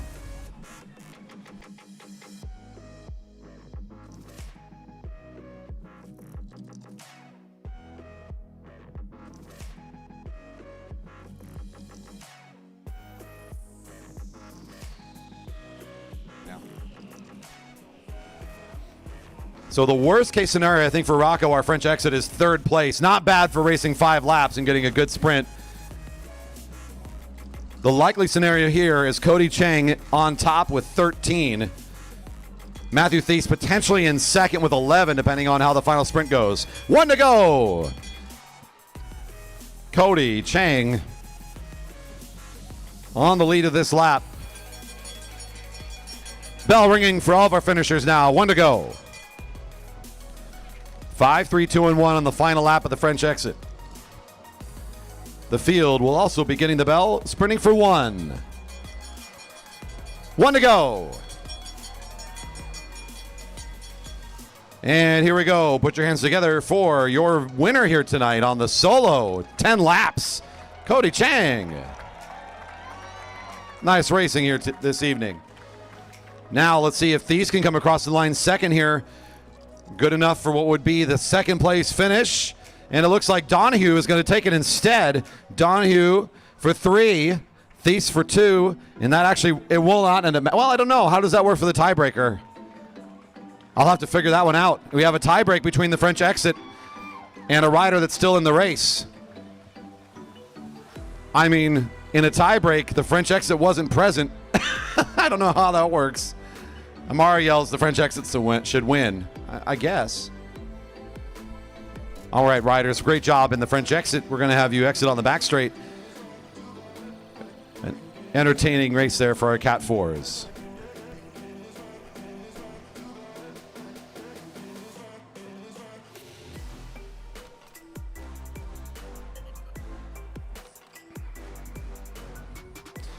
All right, I'm going to ask the Baker family to make their way to the infield area. If not already on your way, we'd love to have you join us.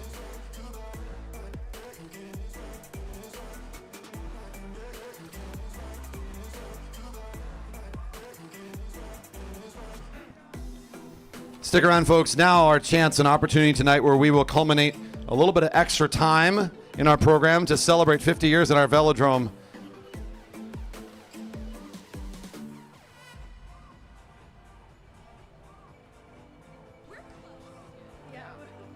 Testing. All right. And now I'd be so happy to introduce and hand off some time on the microphone. We're going to introduce Spot here, who's been with us from when the track was in its great infancy. Please put your hands together and welcome Spot. Well, I want to welcome all of you here for us this special night, this special weekend, celebrating. Oh, that's better.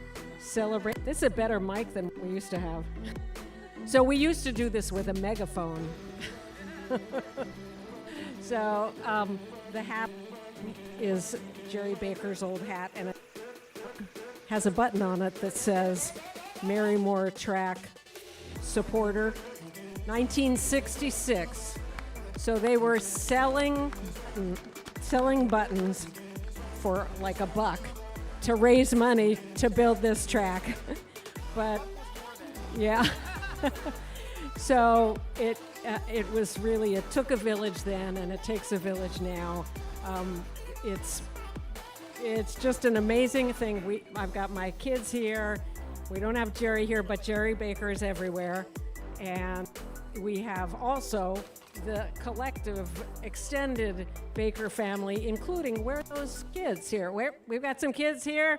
Gavin there, yeah, and look, we got, he's still finishing. All right, Keegan, put your shirt on. So, all of these family members from, Jerry, they're grand nephews and nieces of Jerry's, and it's just been a wonderful family for us, and the whole track family is just great. And Andy's going to take it from here and be more eloquent. So it's really wonderful having all of this extended family out here. But for me, I'm going to say that one of the things that I love most about this track, and what makes it really a second home for me, is that it is a second home for so many people out here. And it takes so much to keep an organization like this running. And so I want to take a moment and just recognize first all of our current Marymoor Velodrome Association organization board members. If you could just wave your hands, stand up, be recognized.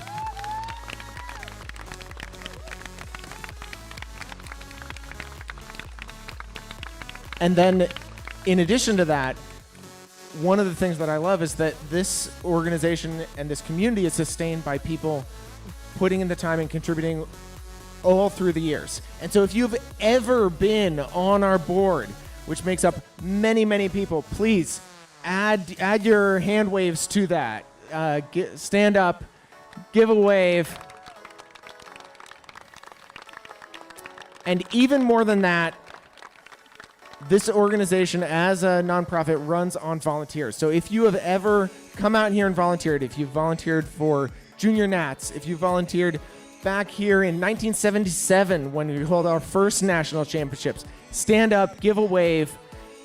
This track is all of ours, and thank you.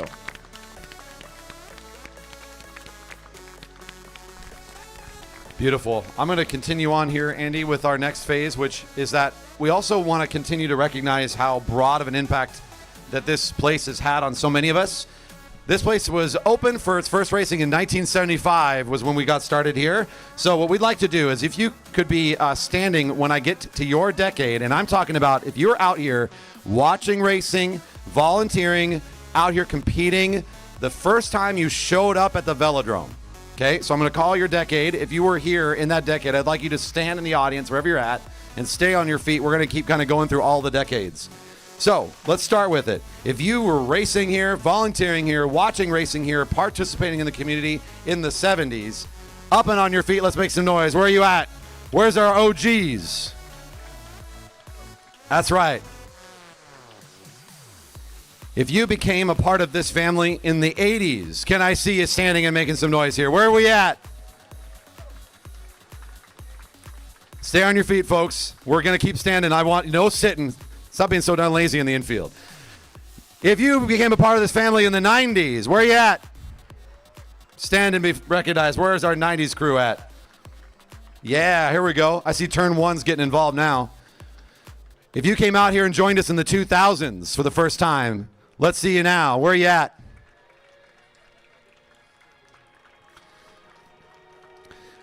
The 2010s, where are we at?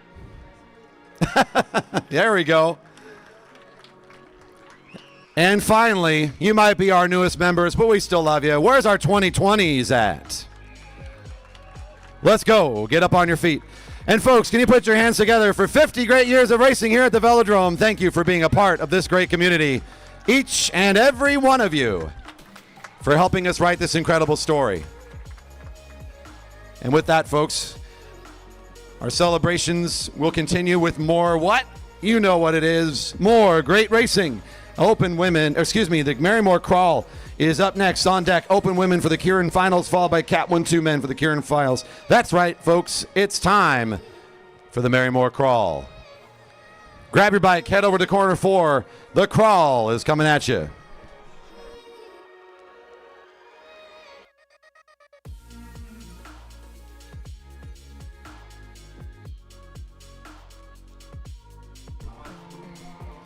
Loving to see some of the chat there in the live stream as well. 1977, in charge of the infield refrigerator, giving out yogurt and orange juice. There's a job that I could have happily done as well. That sounds like a good one. Heck yeah. The orange juice, the yogurt on the infield refrigerator. That's fantastic.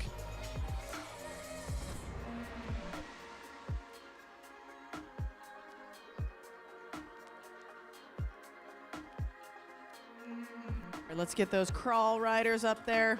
There's also a very unique bike up there. I'm gonna let it slide. Gonna let it slide.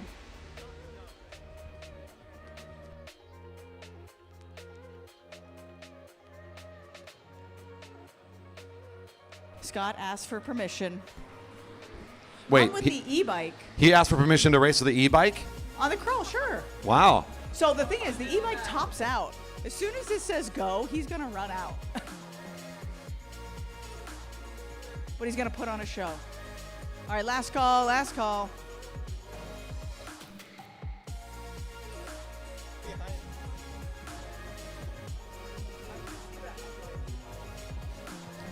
I would like to put forth to the board that I've now learned in the live chat that we had a comfort previously that we no longer have, which is an infield refrigerator. Refrigeration in the infield. We have taken steps forward here at this Velodrome for the last 50 years, but that is a massive step back. I need to have this resolved immediately. Yeah, live stream crew's like, and how about out here too? we probably could get away with one of those two somewhere, I'm sure.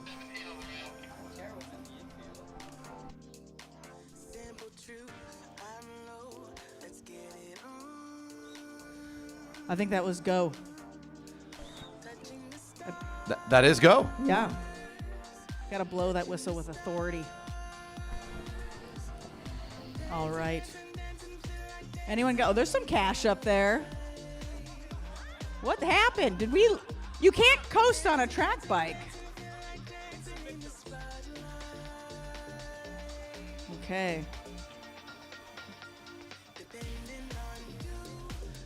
Scott, can you track stand that? I can try. Yeah. It's hard.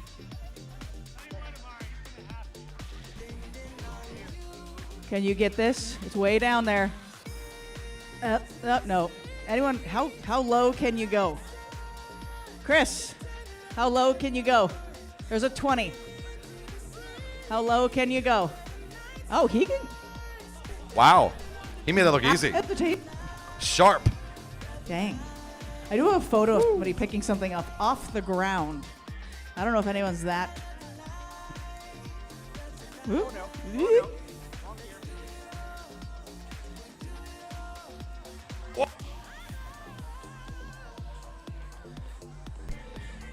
Keegan, how you doing? Good. Are you looking forward to your Keirin? Not much. Hey, look, we're twinsies today. All right, well, there's not that, I should probably get out of the way. There's not that many people. There's some money up here. I'm gonna put a 20 right here at the finish if anyone wants to like bail. Maxim says yes, please. Oh man, we only have 4 people left, one of which is an e-bike? Shenanigans. Scott. So on the e-bike, you hit a button, it goes to turbo mode. Turbo mode. That sounds very 90s, I'm just going to say. Josh, can you track stand? No. In other words, his race is about over. Rolling. Oh no. Keegan, you can't go backwards. Can you track stand? He's going to track stand right. Oh, no. Down to 2. Oh man, it's the e-bike versus Quinn. Go! Oh Oh, no. Quinn Scott, Kennedy I versus believe the in battery. you. You've got a whole battery on your side, Scott. Let's go. Quinn Kennedy's like, no battery's going to catch me. Whoa. He's trying. He's trying, though. He's working it. He's going to be tired for his And kids. he's going to be pacing with, like, he's going to be out of breath with a pacing effort here in a minute. Let's make some noise. Quinn Kennedy survives the fight against the e-bike. Scott Fowler. Okay. So who's got the oxygen mask on the back straight for Scott? Hit him up real quick.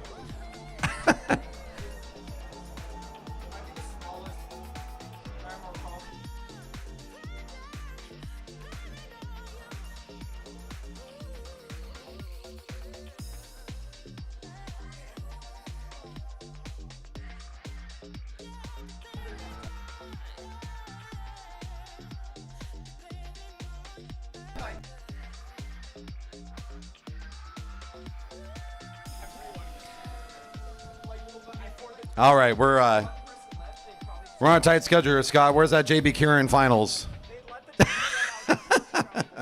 Yeah, he's like, get out of here, leave me alone. Another one of our great super volunteers around here, Scott, helping us out many Keirins this last couple of seasons. Great to have his help here tonight. And, of course, it'll be his last night because here I am giving him too much crap.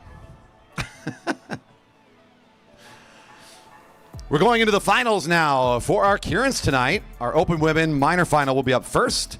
On deck, the major final, followed by our Cat 1-2 men minor, and then the major final for those riders. The Keirins coming back at you here. Our open women coming onto the track now.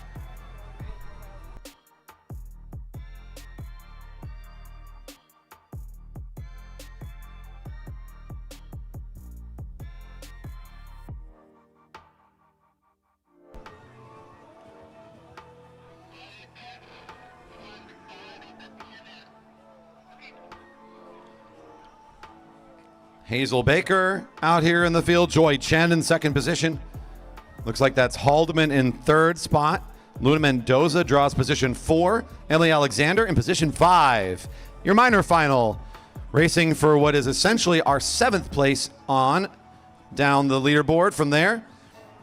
On deck, our race for 1st through 6th for the open women are getting set. The major final coming up next. 3 to go for this group. 3 to go. And I have been told we've hit that really important milestone of 4,000 subscribers. So there you go. Another milestone hit on the YouTube. Let's go. Yeah, Harrison's probably down there. He's doing the hard work in Colorado Springs. Thank you again for the online support. Our community really appreciates it. Onwards and upwards, as they say. Our field getting up to speed here. Our minor final. Hazel Baker draws position number 1 and will be at the front of this field as it gets up to speed. 1/2 lap left with the pacer. Mendoza looked like she might want to reposition a little bit there. Alexander coming up and out of this sprinter's lane a little bit, now repositioning down and preparing for the kick here into the final 600 meters. Baker on the front of the field. Joy Chen following that wheel well through the turn here. Chen in a good position here to try to take over. 1 to go.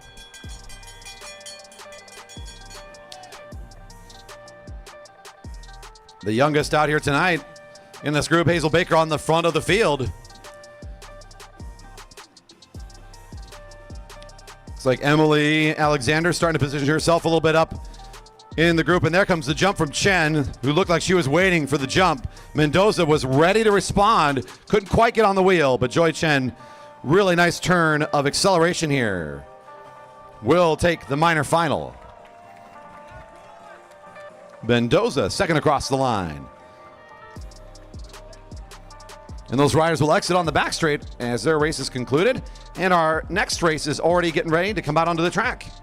Getting the okay from the officials, your major final for the open women. First through 6th place in the JB Keirin coming onto the track now.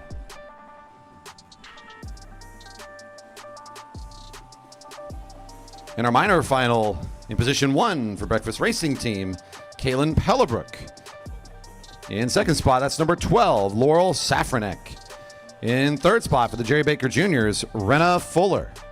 In fourth wheel position for Team Mama Bears, Amar Edwards.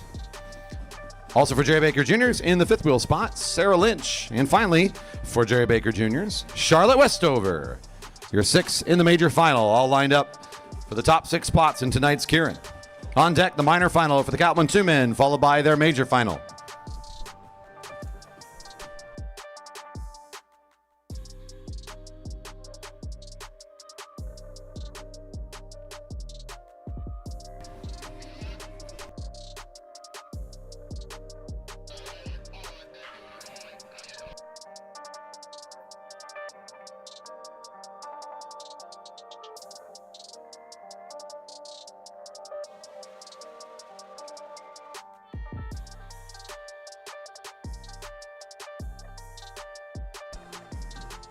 Pacer bringing our major final up to speed. Who's going to take it here tonight? Tough one to call here for open women. Westover looked very good in her qualifying heat, the junior in the orange bike. Just driving it from the front, now draws the very back position. So kind of looks like she already might want to try to reposition herself a little bit, thinking that that's a little too far from the lead. Pellebrook on the front of the race now as the Pacer makes its way off. Safranek already getting aggressive. Out of the sprinter's lane, trying to take over. That'll lead Fuller around the corner in position. Westover's moved up nicely.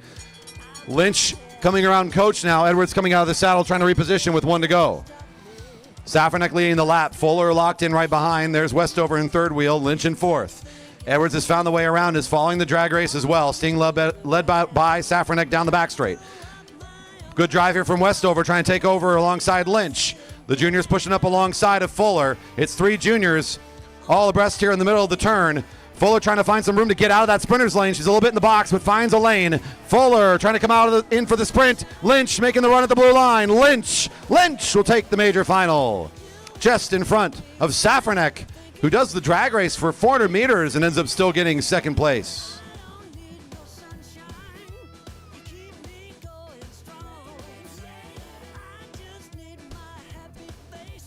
Rolling around the warm-up circle, our minor final for the Cat 1-2 men getting ready for their start. On deck, the major final. After that, the Belgian winning out for our juniors.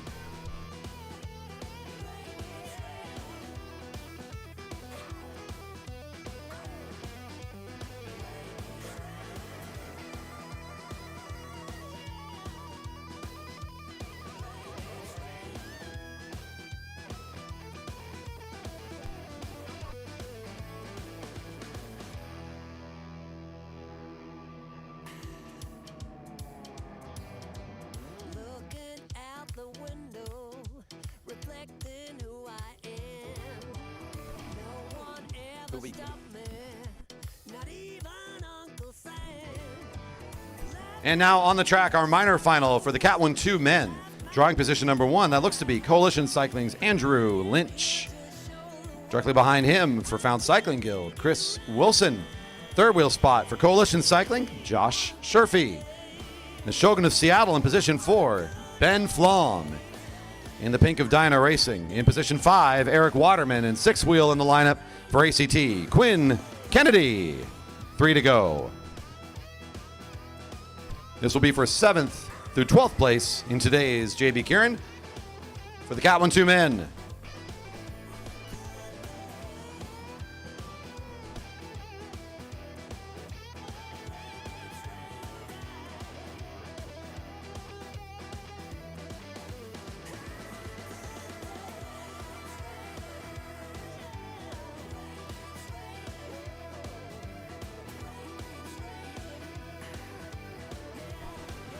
Bringing them all up to speed here now with a half lap remaining. No change in the order. We've seen a lot of that tonight. A little bit of position changes sometimes in the back half of the field. This group looks like they're just settling into it. Lynch, I think he's pretty happy with that position. He's not going to be too disappointed being right on the front of this group.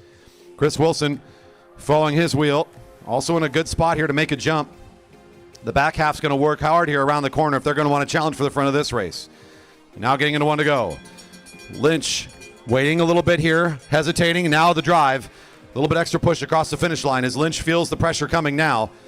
Waterman trying to find some speed at the blue line. Kennedy going the long way around Waterman down the back straight. Chris Wilson trying to stay with the speed from Lynch on the front. As mentioned, Lynch hard to come around on this position. If he's at the front of the race, he does not want to give it up.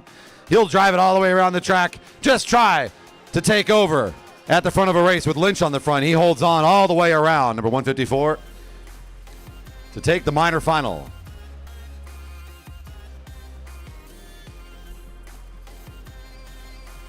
And now onto the track, the race for first through sixth in the field, the major final. 4 to go.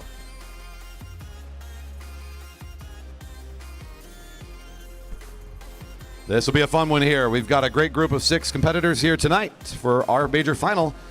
Up in the front there, it looks to be for Shogun of Seattle, Serge Malikian. Behind it for Waterline Racing, Tyson Danielson. For Jerry Baker Jr.'s in third spot, Keegan Fairbanks.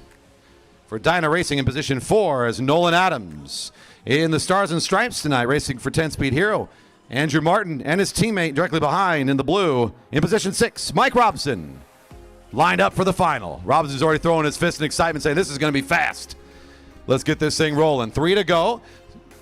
Slowly working our way to the finish here. 3 different heats, sending 2 riders here. A couple different ways these riders won. Both Malikian and Danielson, I think, drawing really favorable positions for their approach that they saw in their qualifiers, wanting to be near the front. Pace setters, powerful riders at the front of the group. Fairbanks in a great position, as is Adams, to follow that move, maybe set up a sneaky attack or a positional game here later on. And both Martin and Robson showed incredible acceleration. They always can set up the sprint from the back of the field. So I think the draw here is actually pretty compelling. The lineup is just about how I would draw it up if I picked these 6 riders and put them in a field to see an interesting race. Danielson and Malikian, again, I expect to see them kind of holding the front firm, not necessarily trying to fight too hard just yet. They're going to wait for the acceleration.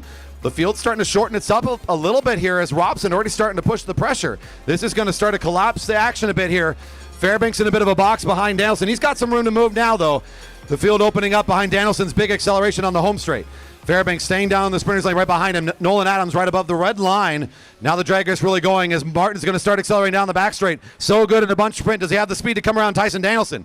Danielson still holding on from the front. Fairbanks looking very powerful here tonight. The junior starting to come out of the sprinter's lane. The junior in position. Fairbanks trying to win the Keirin against Martin. It'll be Fairbanks on the major final tonight. Racing it so brilliantly in that position right behind Danielson. Holding on for the last 200 meters. Fairbanks showing his stuff here tonight in the JB Keirin.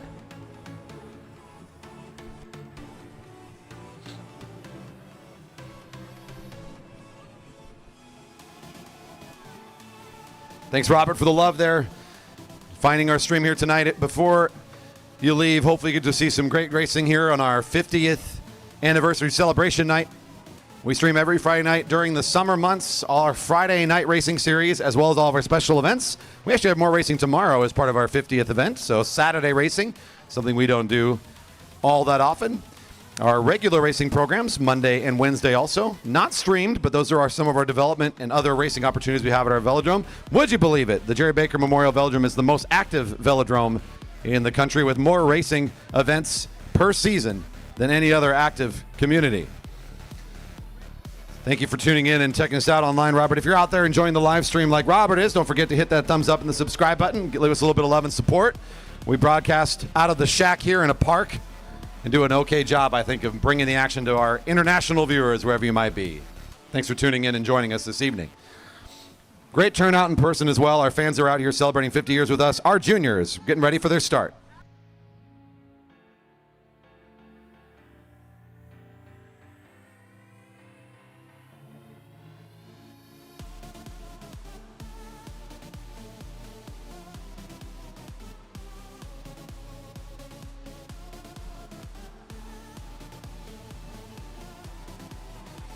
Yeah, actually, Coach what gear was Keegan racing there? Was he any sort of restrictions? He looked like he was rolling up tonight. There's no way. He's looking good on that gearing, though. He was on top of it. Yeah, there you go. Tyson's like, he had half my gearing. He still outspun me there. Yeah, he's pretty quick. Yeah, not since we're past junior nats and he's racing Cat 1-2s, he can gear up a little bit. He can do what he wants to have a little bit of fun in a Keirin, you know? He's gotta.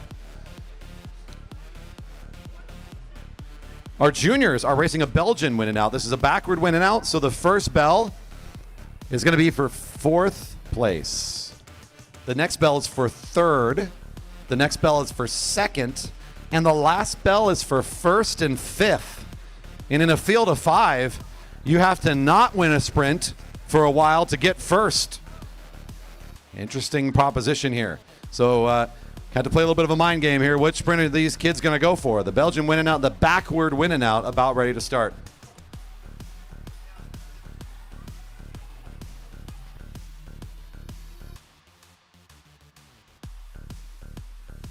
Racing underway.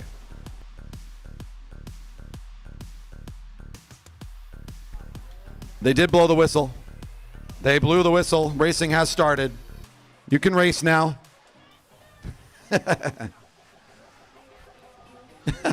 Anytime. Let's just start ringing bells. I'll just grab my bell up here. I'll ring that one. That one's not official.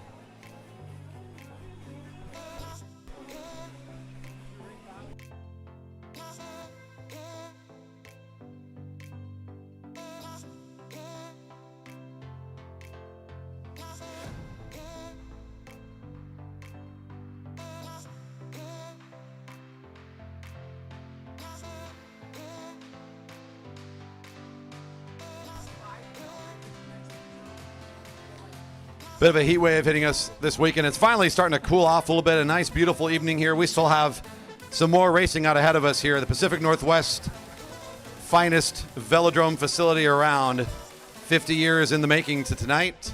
50 more great years ahead of us of great racing, community building, great athletes, great moments together. We appreciate all of you that have been a part of it so far tonight. Our juniors invited to be a part of this event too. They are a critical part of this community. We know it's our future here on the track. Bells ringing for 4th place.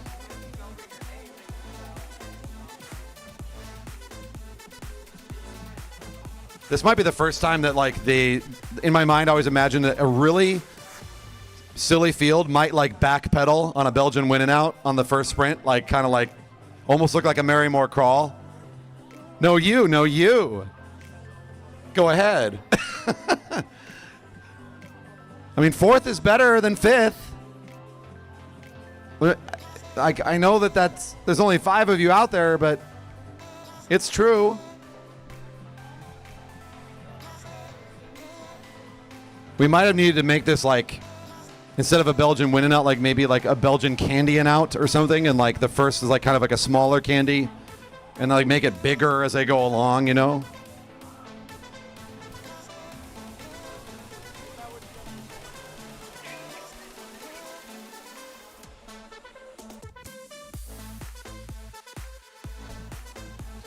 Coach, is there a minimum lap timer in enforcement?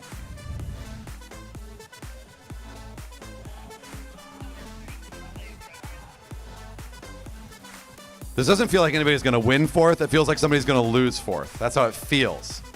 I get that's you're literally backpedaling. He might get 4th place. It really was a Marymoor Crawl. That really was what that was. We have theorized about this since we heard about the Belgian win and out. I have theorized that this race could do this. And it's not until this junior crowd has created this moment for us that we've enjoyed this degree of ridiculous. Excellent work, kids. We could not do it without you. That was Leo that needs to leave the race, though. 633, I believe, was the number. Did I say that right? I was having too much fun.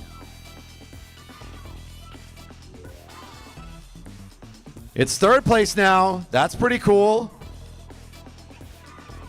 Yeah, 3rd place. Here we go. Okay. Now we're getting some excitement. 3rd place is exciting enough to race. Now we're talking. Let's go.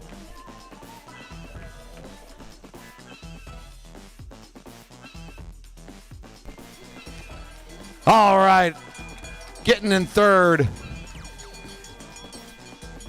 That's Lilith making the big move. Bell's ringing now for second. Edwards on the lead of the lap, with Madison falling behind. Flom in third position. Looks like Madison kind of setting up to maybe fight for this one. Edwards thinking like, okay, I've saved it now for second place. I got to get this one. Madison's like, I'm following you in for this one. Look out. Evans just playing it calm. He's like, I think I can win at the end. I'm just going to hold on. Here we go. Is Madison going to make the jump? Edwards and Madison on the home straight. Here we go. Uh-oh. Madison makes the big jump. Out in second, and now the bell's ringing for first. And fifth.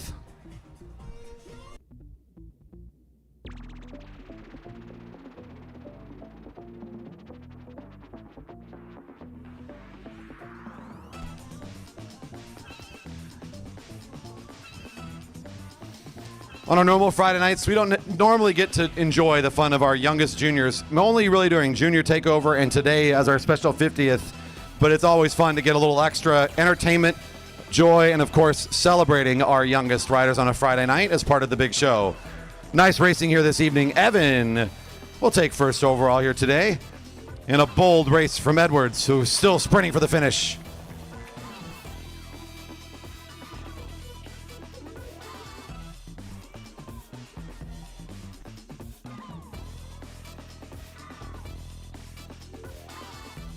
Cat 3 men, elimination to the rail.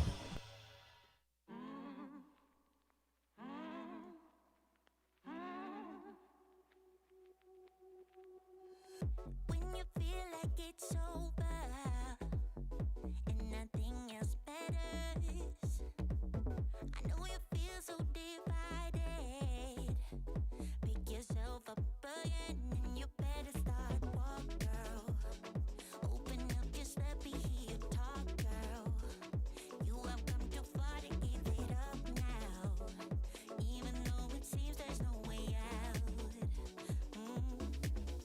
Take a look in the mirror now, what do you see? You can be anything you want to be, you know. You will never be alone. Girl, go make your move. There's nothing left to prove. I know that you will find your love again. Don't be ashamed to cry. Hold your head up high. I know that love will save the day.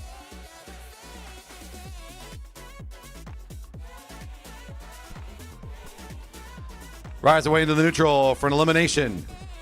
Last rider across the line. Once the race starts, every single lap gets pulled. That's right. Last back tired across the finish line. That's what we're looking for. Is pulled from the race.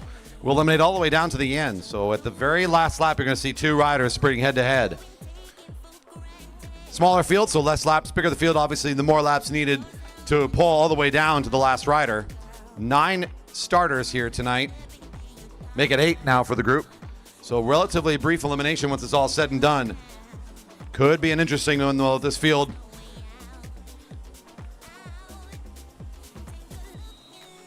And the whistle sounded. Elimination start, next lap. Last rider across the line is pulled.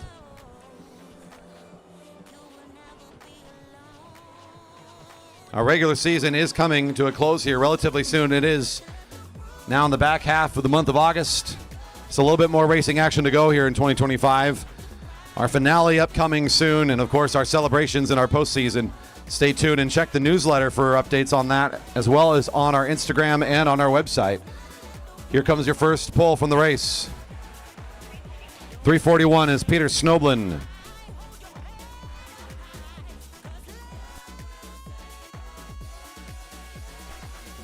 Down to 7. Interesting format here with this elimination. A huge sprint at the front, starting to pull this field apart. So not really sitting together like we'll usually see, kind of like a wedge formation for most of this race. As it looks like Zachary Simon's just putting on the gas here.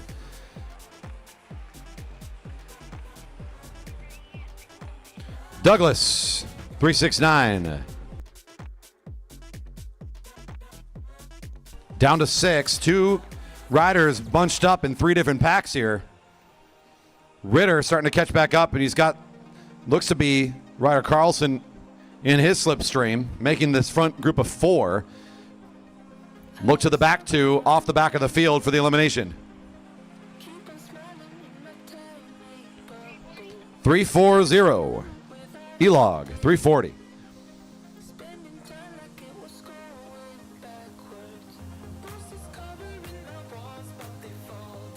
Coming back together now, what was 4 is now 5 riders. All riders left in the race recombine themselves now into a bit more of a typical field formation for these last few laps. Sprinter's Lane's got a tough move here. Who's going to be the elimination? Going to try and tuck in the group. 342, Sam Karp. Ran out of real estate trying to find it under the blue line. Even if that did work, it wouldn't work. Had to try something there, though. No room to move when you're down the sprinter's lane sometimes. 4 riders left here in the group. Getting a little bit smaller turnout for some of our fields tonight. We got our elite nationals going on down in Colorado Springs, so our community sends several riders down that way. A couple of riders out of town. Still great competition here left to go. Whoa. 316. Ryder Carlson.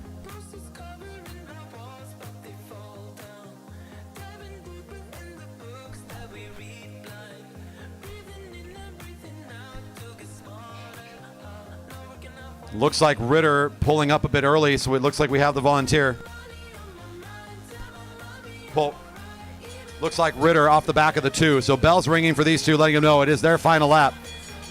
Zachary Simon and Otis Hatfield are the field. Ritter will make the exit in 3rd place overall.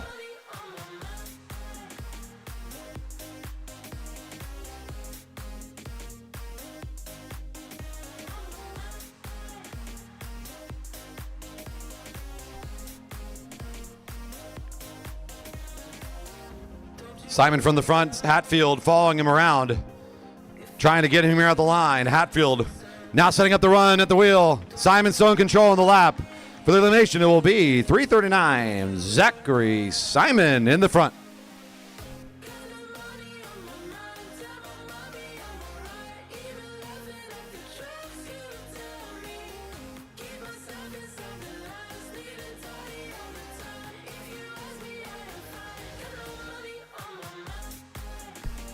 Open women's scratch race with Preems.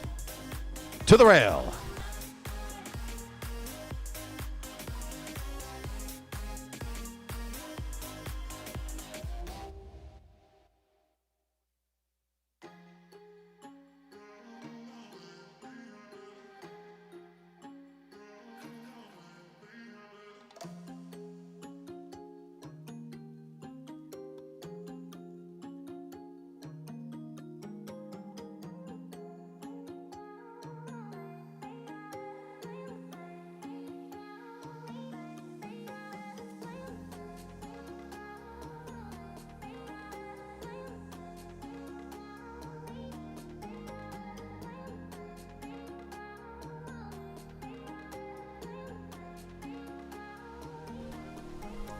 Okay, I can tell you that this is a 25-lap scratch race. I can tell you that I am been told that there's preems.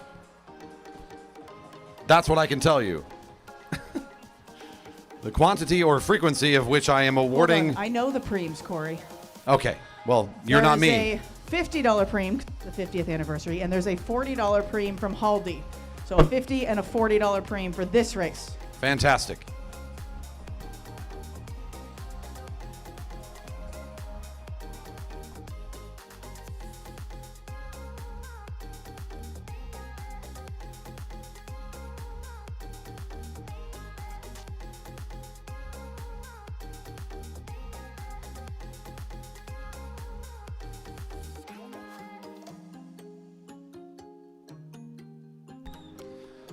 Racing underway. 25 to go in the scratch race with Preems.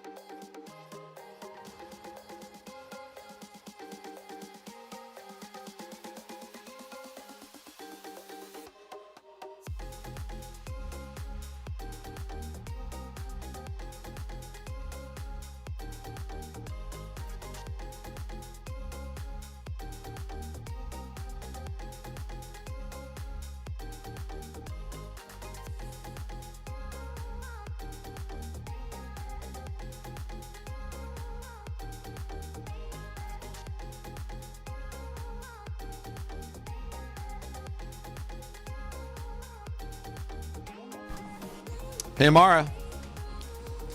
Surge added another 50. So we got 3 preems now.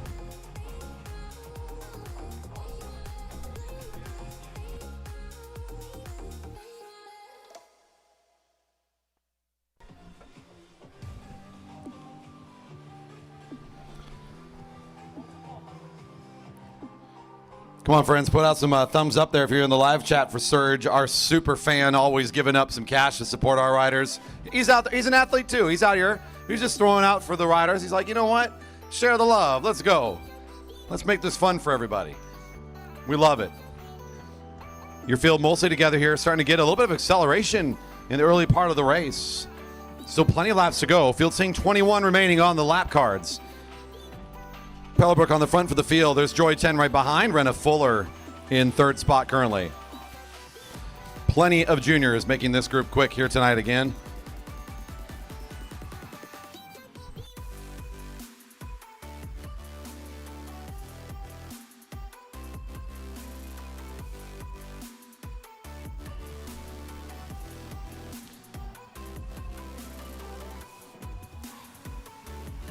Field all together coming out of turn 4. Westover on the front of the action right now, seeing 20 laps remaining.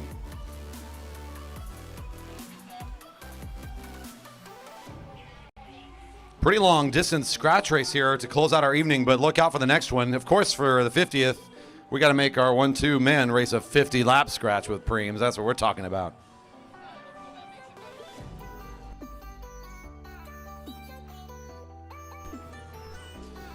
Yeah, one of my great pleasures here at being in this position is I am the live event announcer and your live stream announcer. Yes, indeed. You're hearing exactly what our live audience hears, except for one small difference.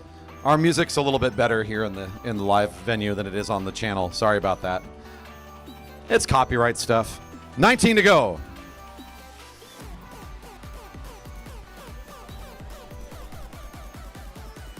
That's why you're going to hear sometimes my commentary is talking about the race. Other times I'm really just yelling information at the riders because we're kind of doing it all out here, all at the same time. Field's still working together nicely here. Plenty more laps to go. But again, 3 preems to work through this race. We got 2 50s and a 40 coming at them from the Velodrome and Surge, throwing in some extra cash to support another preem. So plenty more reasons to go fast here during the race. And how about we get our first one out right now? How about $50 to lead the lap now? $50 to lead the lap at 18 to go. $50 to lead the lap. Renna Fuller, number 30.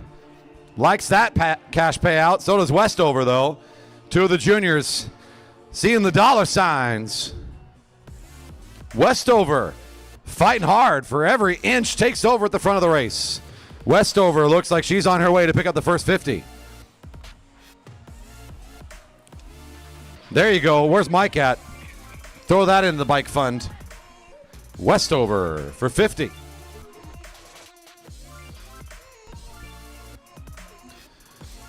You heard a little bit earlier tonight that the 50 years of success and growth and all these great things we've done here, a national championship's been hosted, everything from Masters. We've had international class racing hosted here. All of these years, it's been the nonprofit organization behind this velodrome that has made sure that we have had this place doing what it needs to do. So a big part about maintaining a velodrome community like this is finding the volunteers, finding the passion group, finding the people that want to have something like this and the people that do that work to sustain it and build it. And at the core of it for us, that's the Marymoor Velodrome Association, our nonprofit that operates and runs this place. Donations to that organization go directly into maintaining, updating, and of course, building upon the great race programs, the educational programs, and all of the things that we do here in our Velodrome community. If you want to find out how to support us, one great thing you can do is just head to velodrome.org. There's actually a donate button right there. At any time you're feeling giving, you can do that. Or, of course, just get plugged into our social media. Look for any of our events that we're doing. We do a variety of different things that help with awareness for bikes and our Velodrome community. But one big thing we do in the off-season is our fundraising auction that we do. It helps provide a lot of our basic operations and costs around here. Another way to help, of course, volunteer. Help us out, or maybe even step up to join the board. We are looking for board applicants here for the upcoming season. Lots of ways to get involved. If you want to come talk to one of us, we'd be happy to give you more information. And again, our thanks to the Marymoor Velodrome Association for 50 years of partnership with King County Parks in maintaining this facility for all of us to enjoy. With 14 to go, a couple riders falling off the pace of the field. We're down now to 7.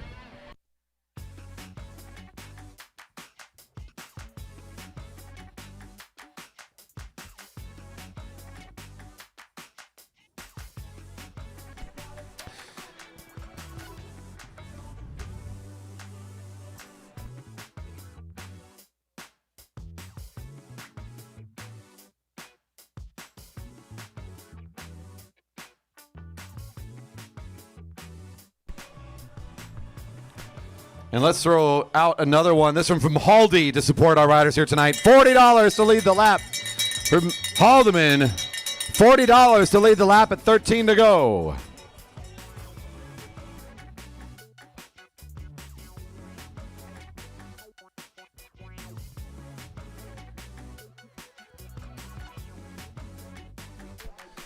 Renna trying again.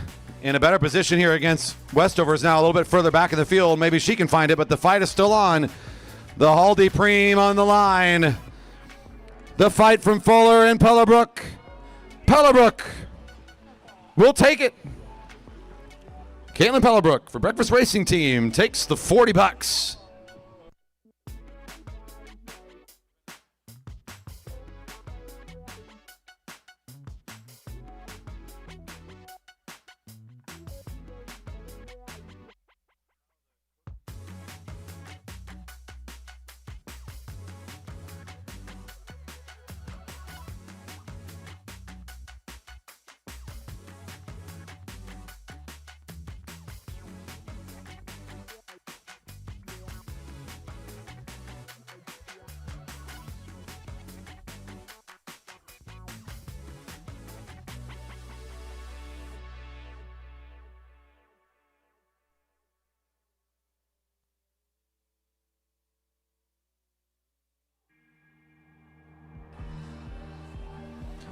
Group of 6 together down the back straight is our field. A couple of riders might get absorbed here into that group. So the 6 in that pace line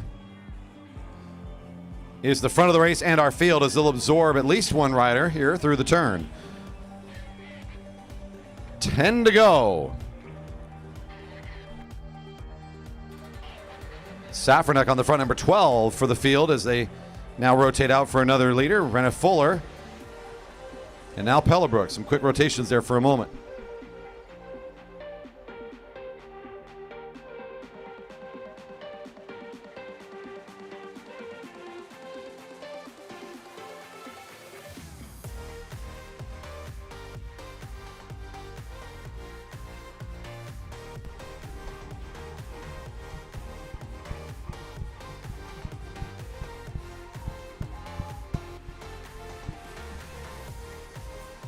Couple riders scored down the lap, but essentially the race is all together here in turn 1 and 2. It's a scratch race, so it's a race for the finish line. One Preem still stands between their current position in that finish. $50 from the Velodrome for the leader on one of our upcoming laps.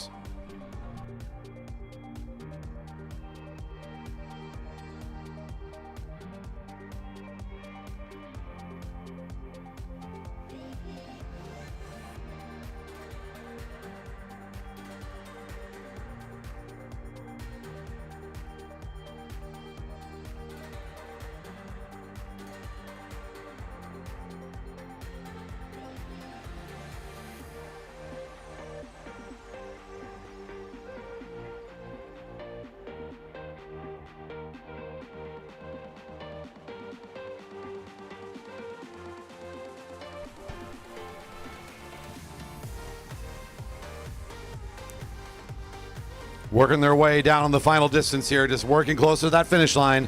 Still having their sights set on one more Preem between them and the finish. And the laps counting down, now seeing only 7 to go. Fuller on the front of the lap. There's Pellebrook and Westover, our 2 Preem winners now on the front of the field.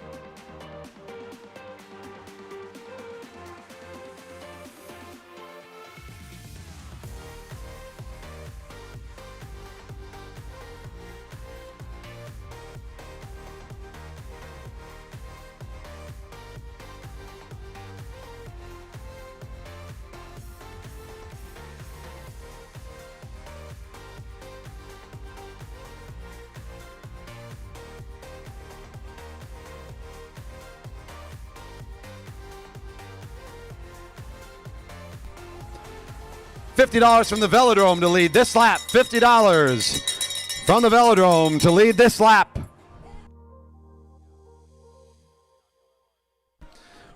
Who's going to burn another match here? So close to the finish for another big cash payout. Got some similar names trying to roll it up here. It looks like this time it's going to be Safranek and Westover sitting side by side. Charlotte trying to fight for another one. She's in good position. Digging deep here for this one. Westover for another 50, this time from the Velodrome, number 6. Who needs to win a scratch race now? She might still have it in her, though. Look at this. Keeping rolling at 4 to go. This is a kid who's gotten a lot of miles in a variety of race formats. She's not just a pure track racer. Had some good experience on the road. I believe she's done some cross racing in the last couple seasons as well. I mean, she's got a good skill set under her belt and great ability to kind of drive endurance here. And as she gets stronger, she's going to become a bigger threat here off the front of the field like she's showing here tonight. Safranek, taking advantage of her position, is also going to start driving away here, trying to win this scratch race. Looking around, seeing, though, that Westover's not there, not coming up to help. So Safranek's back in the sprinter's lane and just going to roll away.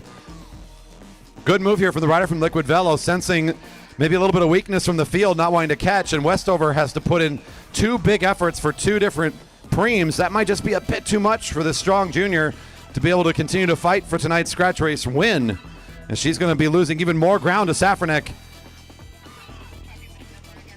The rider in gray for Liquid Velo in perfect position with 2 to go. Westover.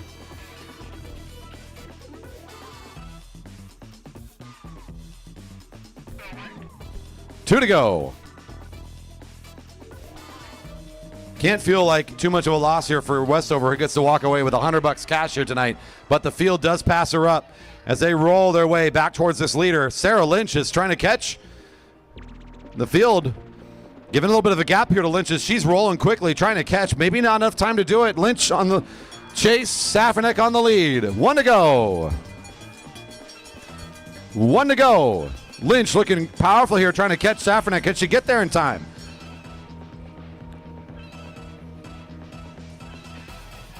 The big win on the line here with Safranek going down the back straight, still on the lead of the lap. Here comes Sarah Lynch closing.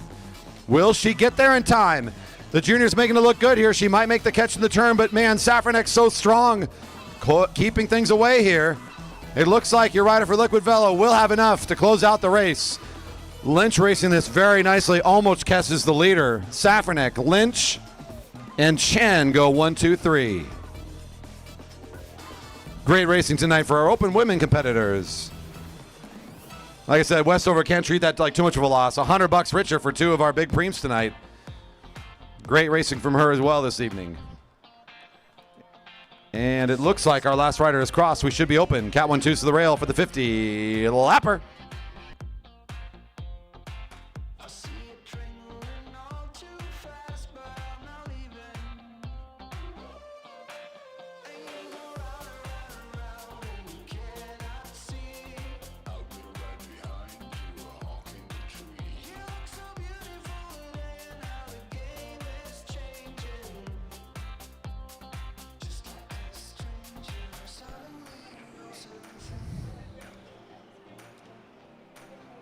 Better go fast there, Steven.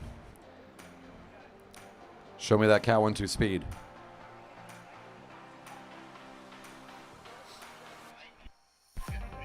$50-lap scratch race. I've got 1 envelope right here for $50 cash from the Velodrome. That's what I got in my hand right now. 1 preem.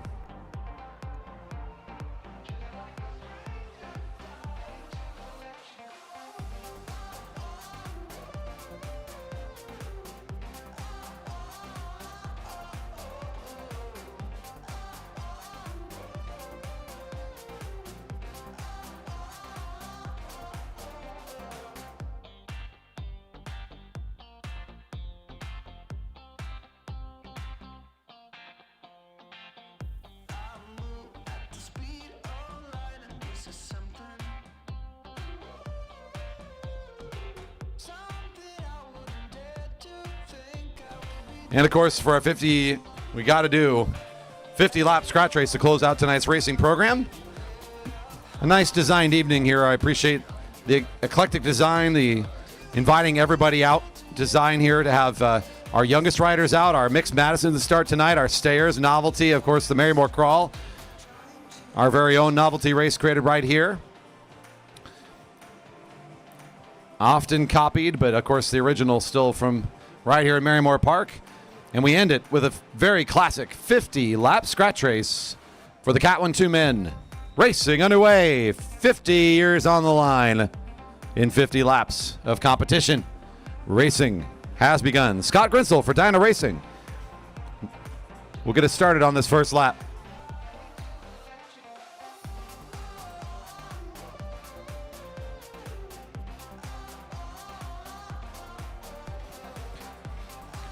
You will see tonight a couple of champions jerseys amongst our field. We encourage riders, if they've won any national champions in the past year, that they may wear them out here for a Friday night.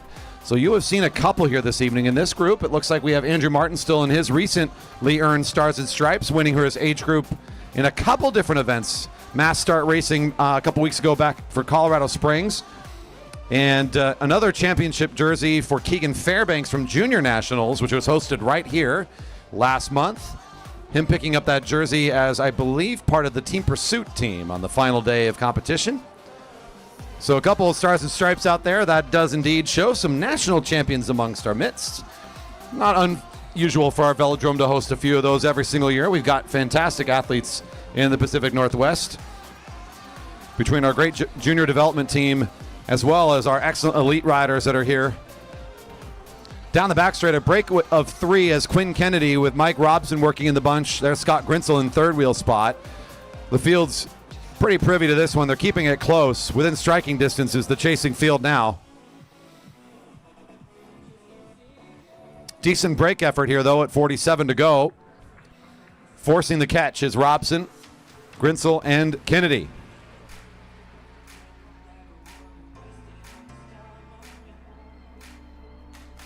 On a normal Friday night like this, even with this special event, these riders are locals. These folks coming in from all over the Seattle area. These are folks that work amongst us. They are part of our communities here in the greater Seattle area.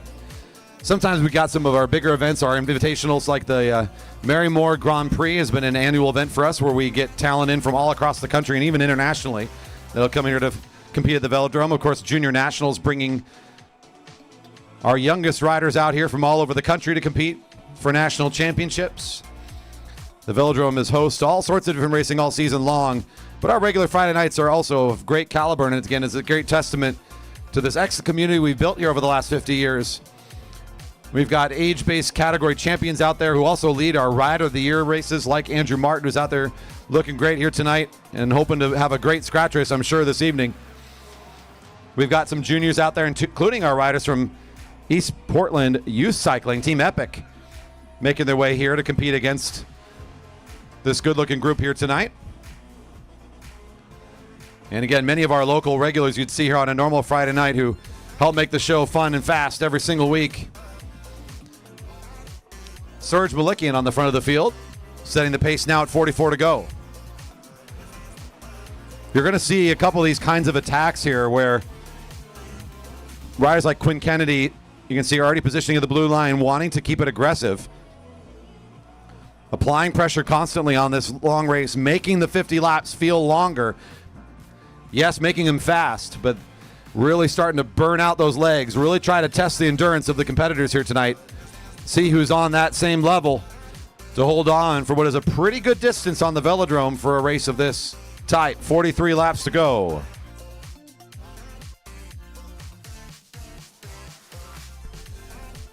Chris Wilson moving up to the front now, dives underneath the resting field. He'll take a solo break. He looks around. Nobody else really wanted to jump in on this effort. So he's got himself all alone out the front. But here comes one rider from Dyna Racing, Scott Grinsel again, who's been active here in the early part of the race. The field sending the signal that they're kind of letting this one roll for a bit. Most of them sitting above the blue line. Chris Wilson, number 105, off the front. Grinsel in pursuit, should be able to get up there pretty quickly. Here comes Kennedy, Fairbanks, all working their way up to the leaders now. Should I worry about who's in my head?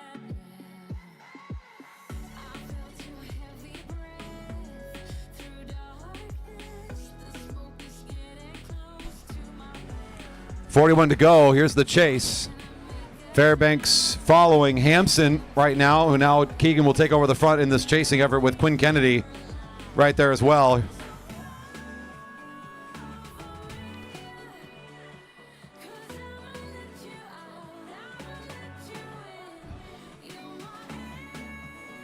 Let's try and figure out how there's two epic kids in here. How is Ryder Carlson double dipping tonight? Is that what I'm seeing? I think that's what I'm seeing. Okay. Got it. That's why our field's bigger. This makes more sense now I'm actually looking at my start list.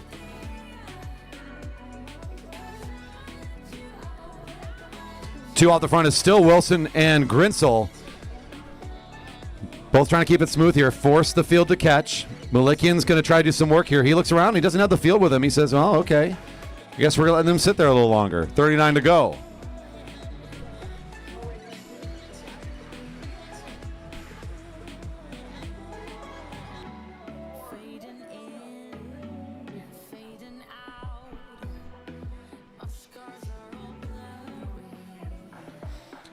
Let's go Ziva starting up the group again.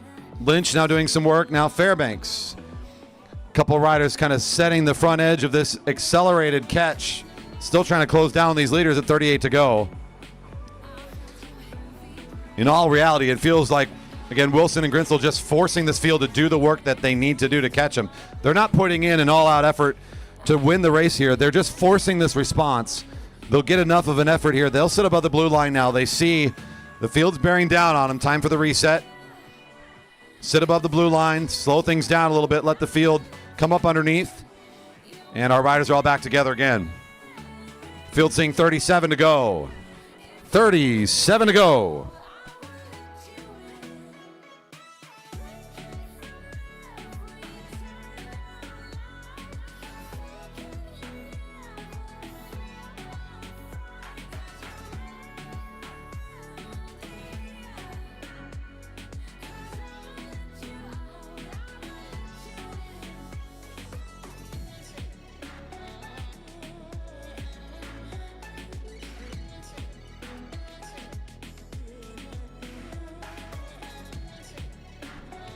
.36 to go. Things still all together after seeing Chris Wilson and Scott Grinsel off the front for several laps. Our field does what it needs to do to get this race back together again and get everybody accounted for back into the fold. And now kind of riding a little wide. You can see the slow lane, several riders sitting up there, given plenty of time to kind of reposition themselves, working their way back in the lineup.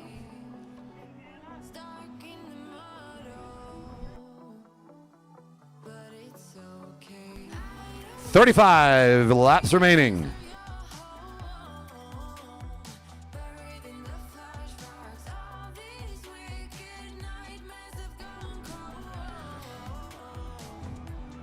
Kind of looking for our next move to start developing, and Mike Robson's feeling like, might as well try one here again. Let's dance with the pedals in front of the rest of the field, see if anybody wants to come down, joins me on the dance floor. Robson on his own at the moment. 34 to go.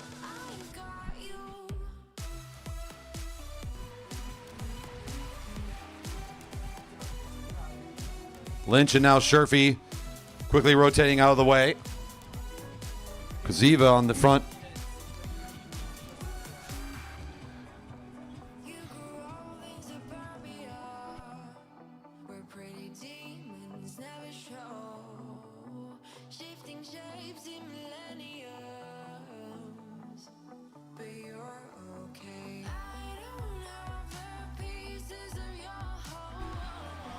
.33 to go.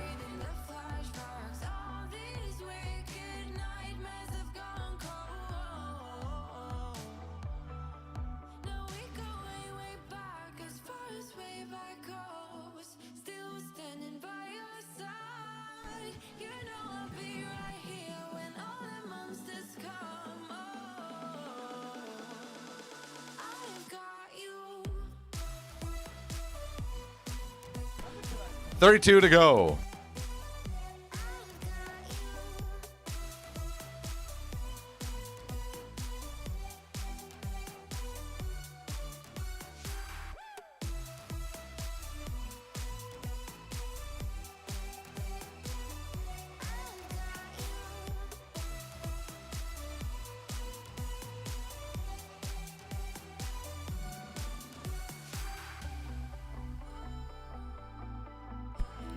Quinn Kennedy has found himself in a solo break position here.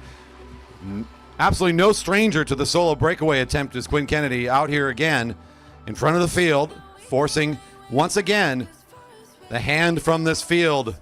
They must do something to catch. They'll respect the speed of Kennedy. They know this rider can drive a hard bargain out in front on the solo breakaway. And with the catch there in turn 4, things reunited once again. 30 to go.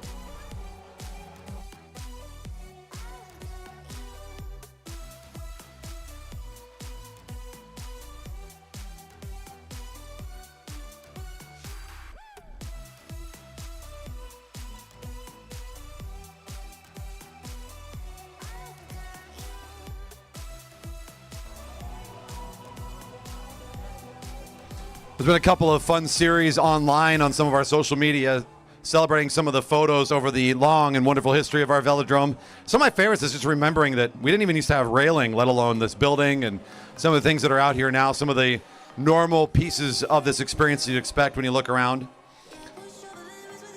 50 years of racing at this velodrome. The general shape and the layout of this concrete velodrome has remained the same since it was first created. A very gentle giant as we've come to know it, with gentle banks, a nice open design here. Always in Marymoor Park. The intention was to always have it be public land, public space, in cooperation with King County Parks. They've helped us maintain this great place. In fact, they've, in the last couple of years, done a lot of work to help resurface, fill cracks, clean, and maintain. So, in part, tonight, we also celebrate this partnership of 50 years with King County Parks, who's helped us maintain, keep this facility open, and been a very good partner for us in this community. Our field getting a little bit anxious there, a little bit of energy at the front as it looked like Chris Wilson might have tried something, a little bit of a response. Everything's still staying together here in the mid stage of the race. Almost halfway through our total lap counter at 27 to go.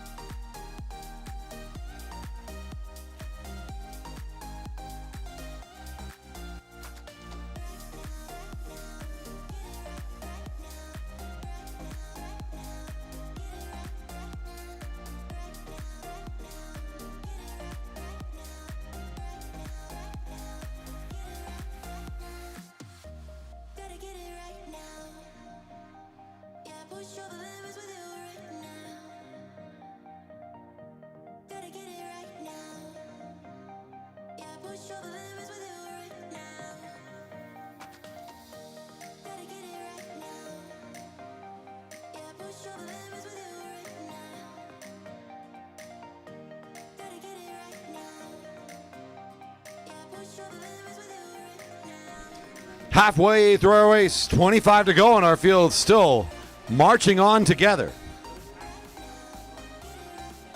So despite some early activity at the front, not surprised here with this field that they're able to hold things together.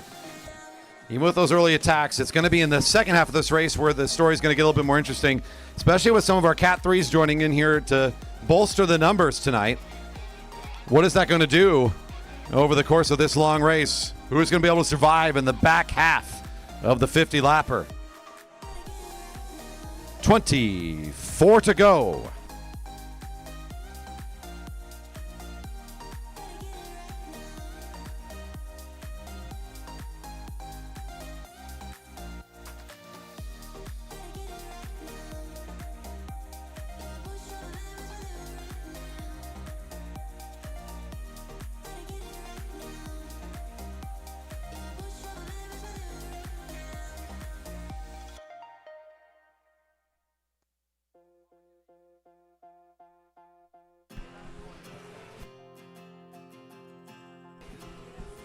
Three laps remaining. Still all together here. Good pace in the middle phase of the race. Not a lot of aggression here, though, for the past couple laps. Just some rotations, good general tempo keeping. Still plenty more laps to go. Who's going to take home the victory here tonight on the 50-lap contest, the big scratch race at the end of our program?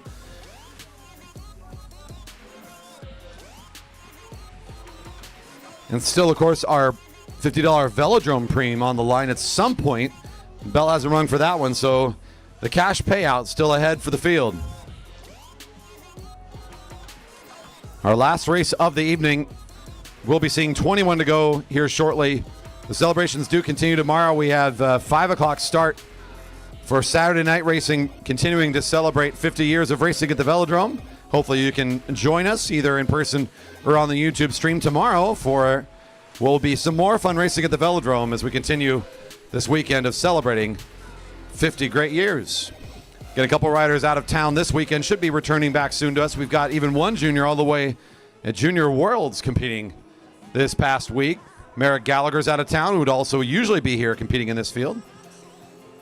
Our Leets friends down in Colorado Springs, as mentioned earlier, we'll get a couple of those folks back in the coming weeks. So looking forward to a fun and exciting finish to our 2025 regular race season. 20 to go.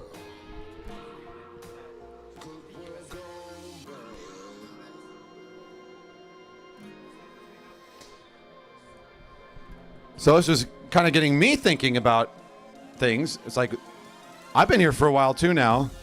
I married into this family.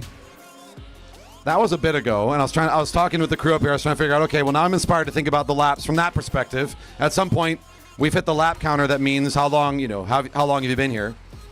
I think if I did the math right, because I met Amara in 06, my first time walking in here would have been in 2007. So that's 18 years ago.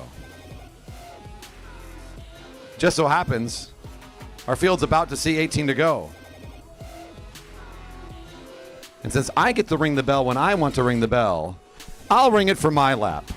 For my 18 years of being here. $50 to lead the lap on the Velodrome. $50 to lead the lap at 18 to go.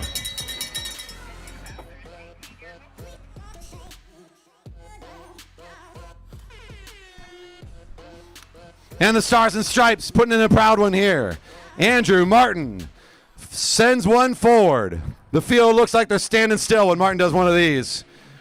Man, he makes these look good. Andrew Martin, they're nowhere near. 17 to go. Martin takes home the preem.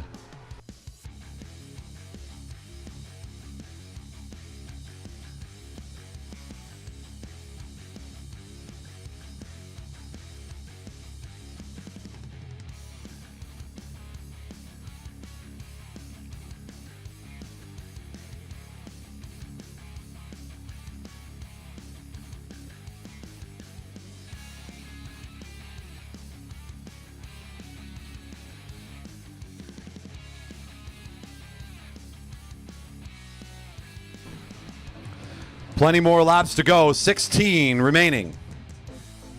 Hopefully during this race you have had a chance to reflect on maybe the first time you made your way out here to the Velodrome and for what reason, whether it was to take your first adult track class, maybe it was to watch some racing on a Friday night. A long-running tradition at this Velodrome is the Friday Night Race Series. That has been something that's been going on for a very long time here. Obviously there's been racing on different days of the week and lots of different programs here. Maybe it was to come out here to get a young rider, somebody here at the Kiddie Kilo for the first time. Watch a family member be a racer on the track, whatever the reason would have been. Hopefully sometime during this scratch race you've had a moment to reflect on your first time here at our Velodrome. Maybe the first time whenever you were visiting your home Velodrome or your home racetrack. Serge Malikian gets it rolling fast here. 14 to go. Kennedy matches the acceleration, as does Chris Wilson. The field a little strung out here. Martin making his way up from the back half of the field to make his way quickly up and catch the front of the group. As is Mike Robson, the rider in blue, caught in the middle right now.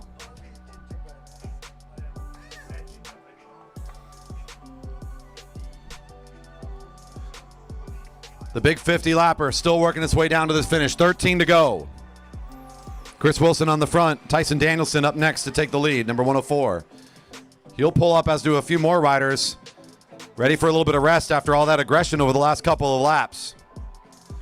Now we're kind of getting to that point of the race where we've gone long enough that the endurance, that is going to be one of the biggest questions here, is who's got a little bit left in the tank still. You can see the field as a whole needs a moment here to catch a little bit in their systems, get that thing reset, let the blood kind of flow here, open those legs back up again, get ready for the next big acceleration.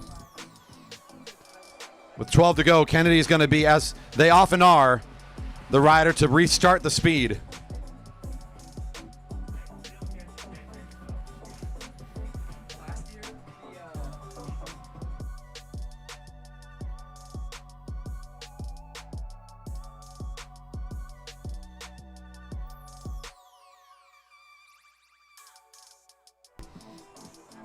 Kennedy's speed is caught quickly. The field bunching up a little bit in turn 4, maybe waiting for the next acceleration, 11 to go. Chris Wilson keeps the tempo quick enough. The field respects it. They're on his wheel quickly. There's Malikian pulling up behind him. Some more quick rotations as Grinsel pulls up. The rest of the field will follow suit, looking for the next leader. You can tell, again, the field is starting to feel it on the whole. At some point, someone just might pop here. Something's going to maybe develop. Maybe here. All the way from the back of the field is Nolan Adams trying to set up an attack. Keegan Fairbanks on the front at about the same time. Both riders off the front now a little bit with 10 to go. Chris Wilson also coming up to match the acceleration. Adams was just testing the water, maybe looking for a window on the back of this little group. He'll let that one roll underneath him. It's now Chris Wilson on the front of the race. Keegan Fairbanks right on his wheel. Andrew Lynch now second position.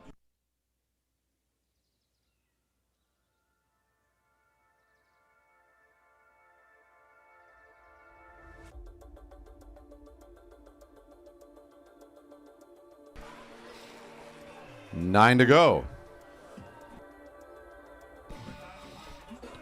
Once again, up above the blue line, signaling we got to get a little rest here. Who's going to keep on the pressure? This is all the fast finishers. They all want to sit up here. They're okay with this. Let's let things slow down a bit. Let's get things back and rest it down. Chris Wilson is like, that's not me. Time to go. Time to skedaddle. This is a big one. This could be a good time at 8 to go. That was a very slow response from anybody in the field. They really don't like this anymore. Getting tired of trying to catch these pesky attacks. Mike Robson will do some work here. Wilson off the front. Robson in the catch. Koziva right behind. Fairbanks also in this group. Team Epic makes the work up to Wilson. As they catch, they're all sitting at the blue. The field's starting to catch, and Wilson says, come on, let's go. He's back in the sprinter's lane, 7 to go. Are we driving or are we not? The beer garden certainly wants to see some work at the front here. Wilson sitting up looking for some help with this break of 5. The field, though, I don't think they're going to let 5 riders work together. They're this close. And they're not pushing enough power right now to stay away from the field. Not really showing the threat. As Robson gets off the front, Nafasat Kasiva comes to the front and drives things a little bit quicker, picks up the pace just a little bit now with 6 to go. Wilson back to the front again, just saying, come on, let's go. Make this race hard. Trying to make this the survival of the fittest rather than survival of the fastest at the very end of this one. Not getting the help he needs. The race is looking pretty moderate again. Things slowing back down. Time to reset. Once again. Riders trying to leverage their endurance here. Fairbanks feeling it's his turn now to keep the pace going. A very swingy couple of laps here. A lot of up and down, a lot of back and forth in this group. 5 to go. Quinn Kennedy on the front. In familiar position. Robson following the wheel, as is Fairbanks right there. Koziva right behind, in position 4 now in that lineup as they catch Quinn Kennedy, bringing this all back together again in single file. Just a couple riders at the back rotating around to the very back position, including Chris Wilson, who's been at the front for so long, trying to find a little bit of rest maybe before this finish. 4 to go.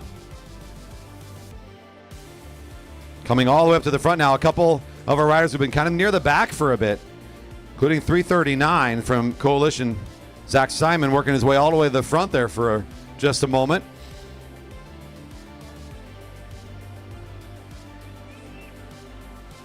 All that's left now is the finish on the 50-lap scratch. Couple laps to go. Sherfy trying to send out his own kilo effort here. 3 to go. The kilo underway for Sherfy. This is looking pretty serious. He's pushing the pedals and looking pretty smooth so far. Robson responding first, as he's been doing a lot tonight. Robson seeming to want to cover absolutely every attack he can.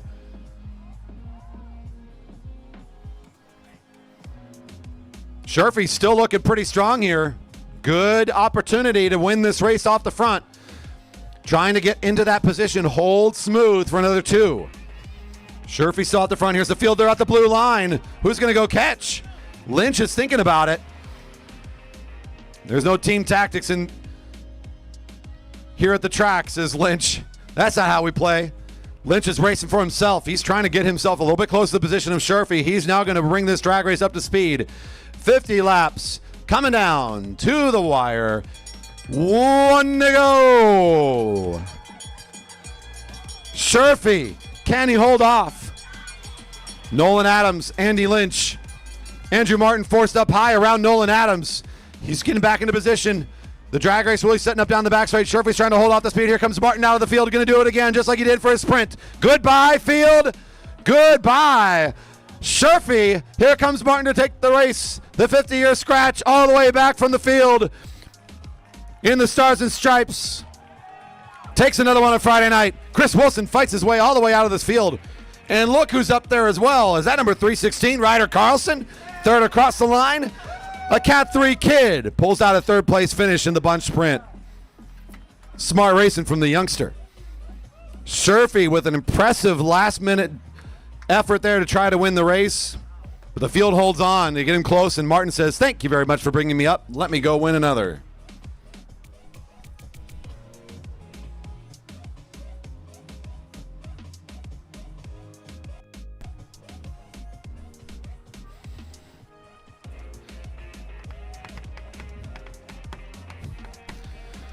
Congratulations to all of our athletes tonight. Fantastic racing from one and all. It was a fun evening with you. If you're still here in the park, thank you for being a part of our live production big here and a part of our Friday night show experience. Our fans are what make it so special, of course. Thanks to our volunteers, our fantastic staff, our officiating crew for keeping it fast and safe tonight. And of course, to these wonderful athletes for being at the heart of this community and the Friday night show. If you're out there on the live stream, thanks for joining us in the broadcast. It's been a pleasure to be your event announcer for the evening.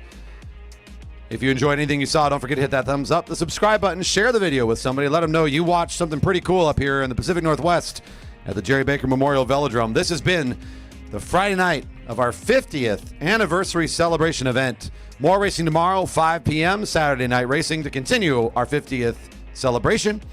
And thanks again to all of you out there for being with us this evening. We look forward to hosting you for more great racing action here at the Jerry Baker Memorial Velodrome.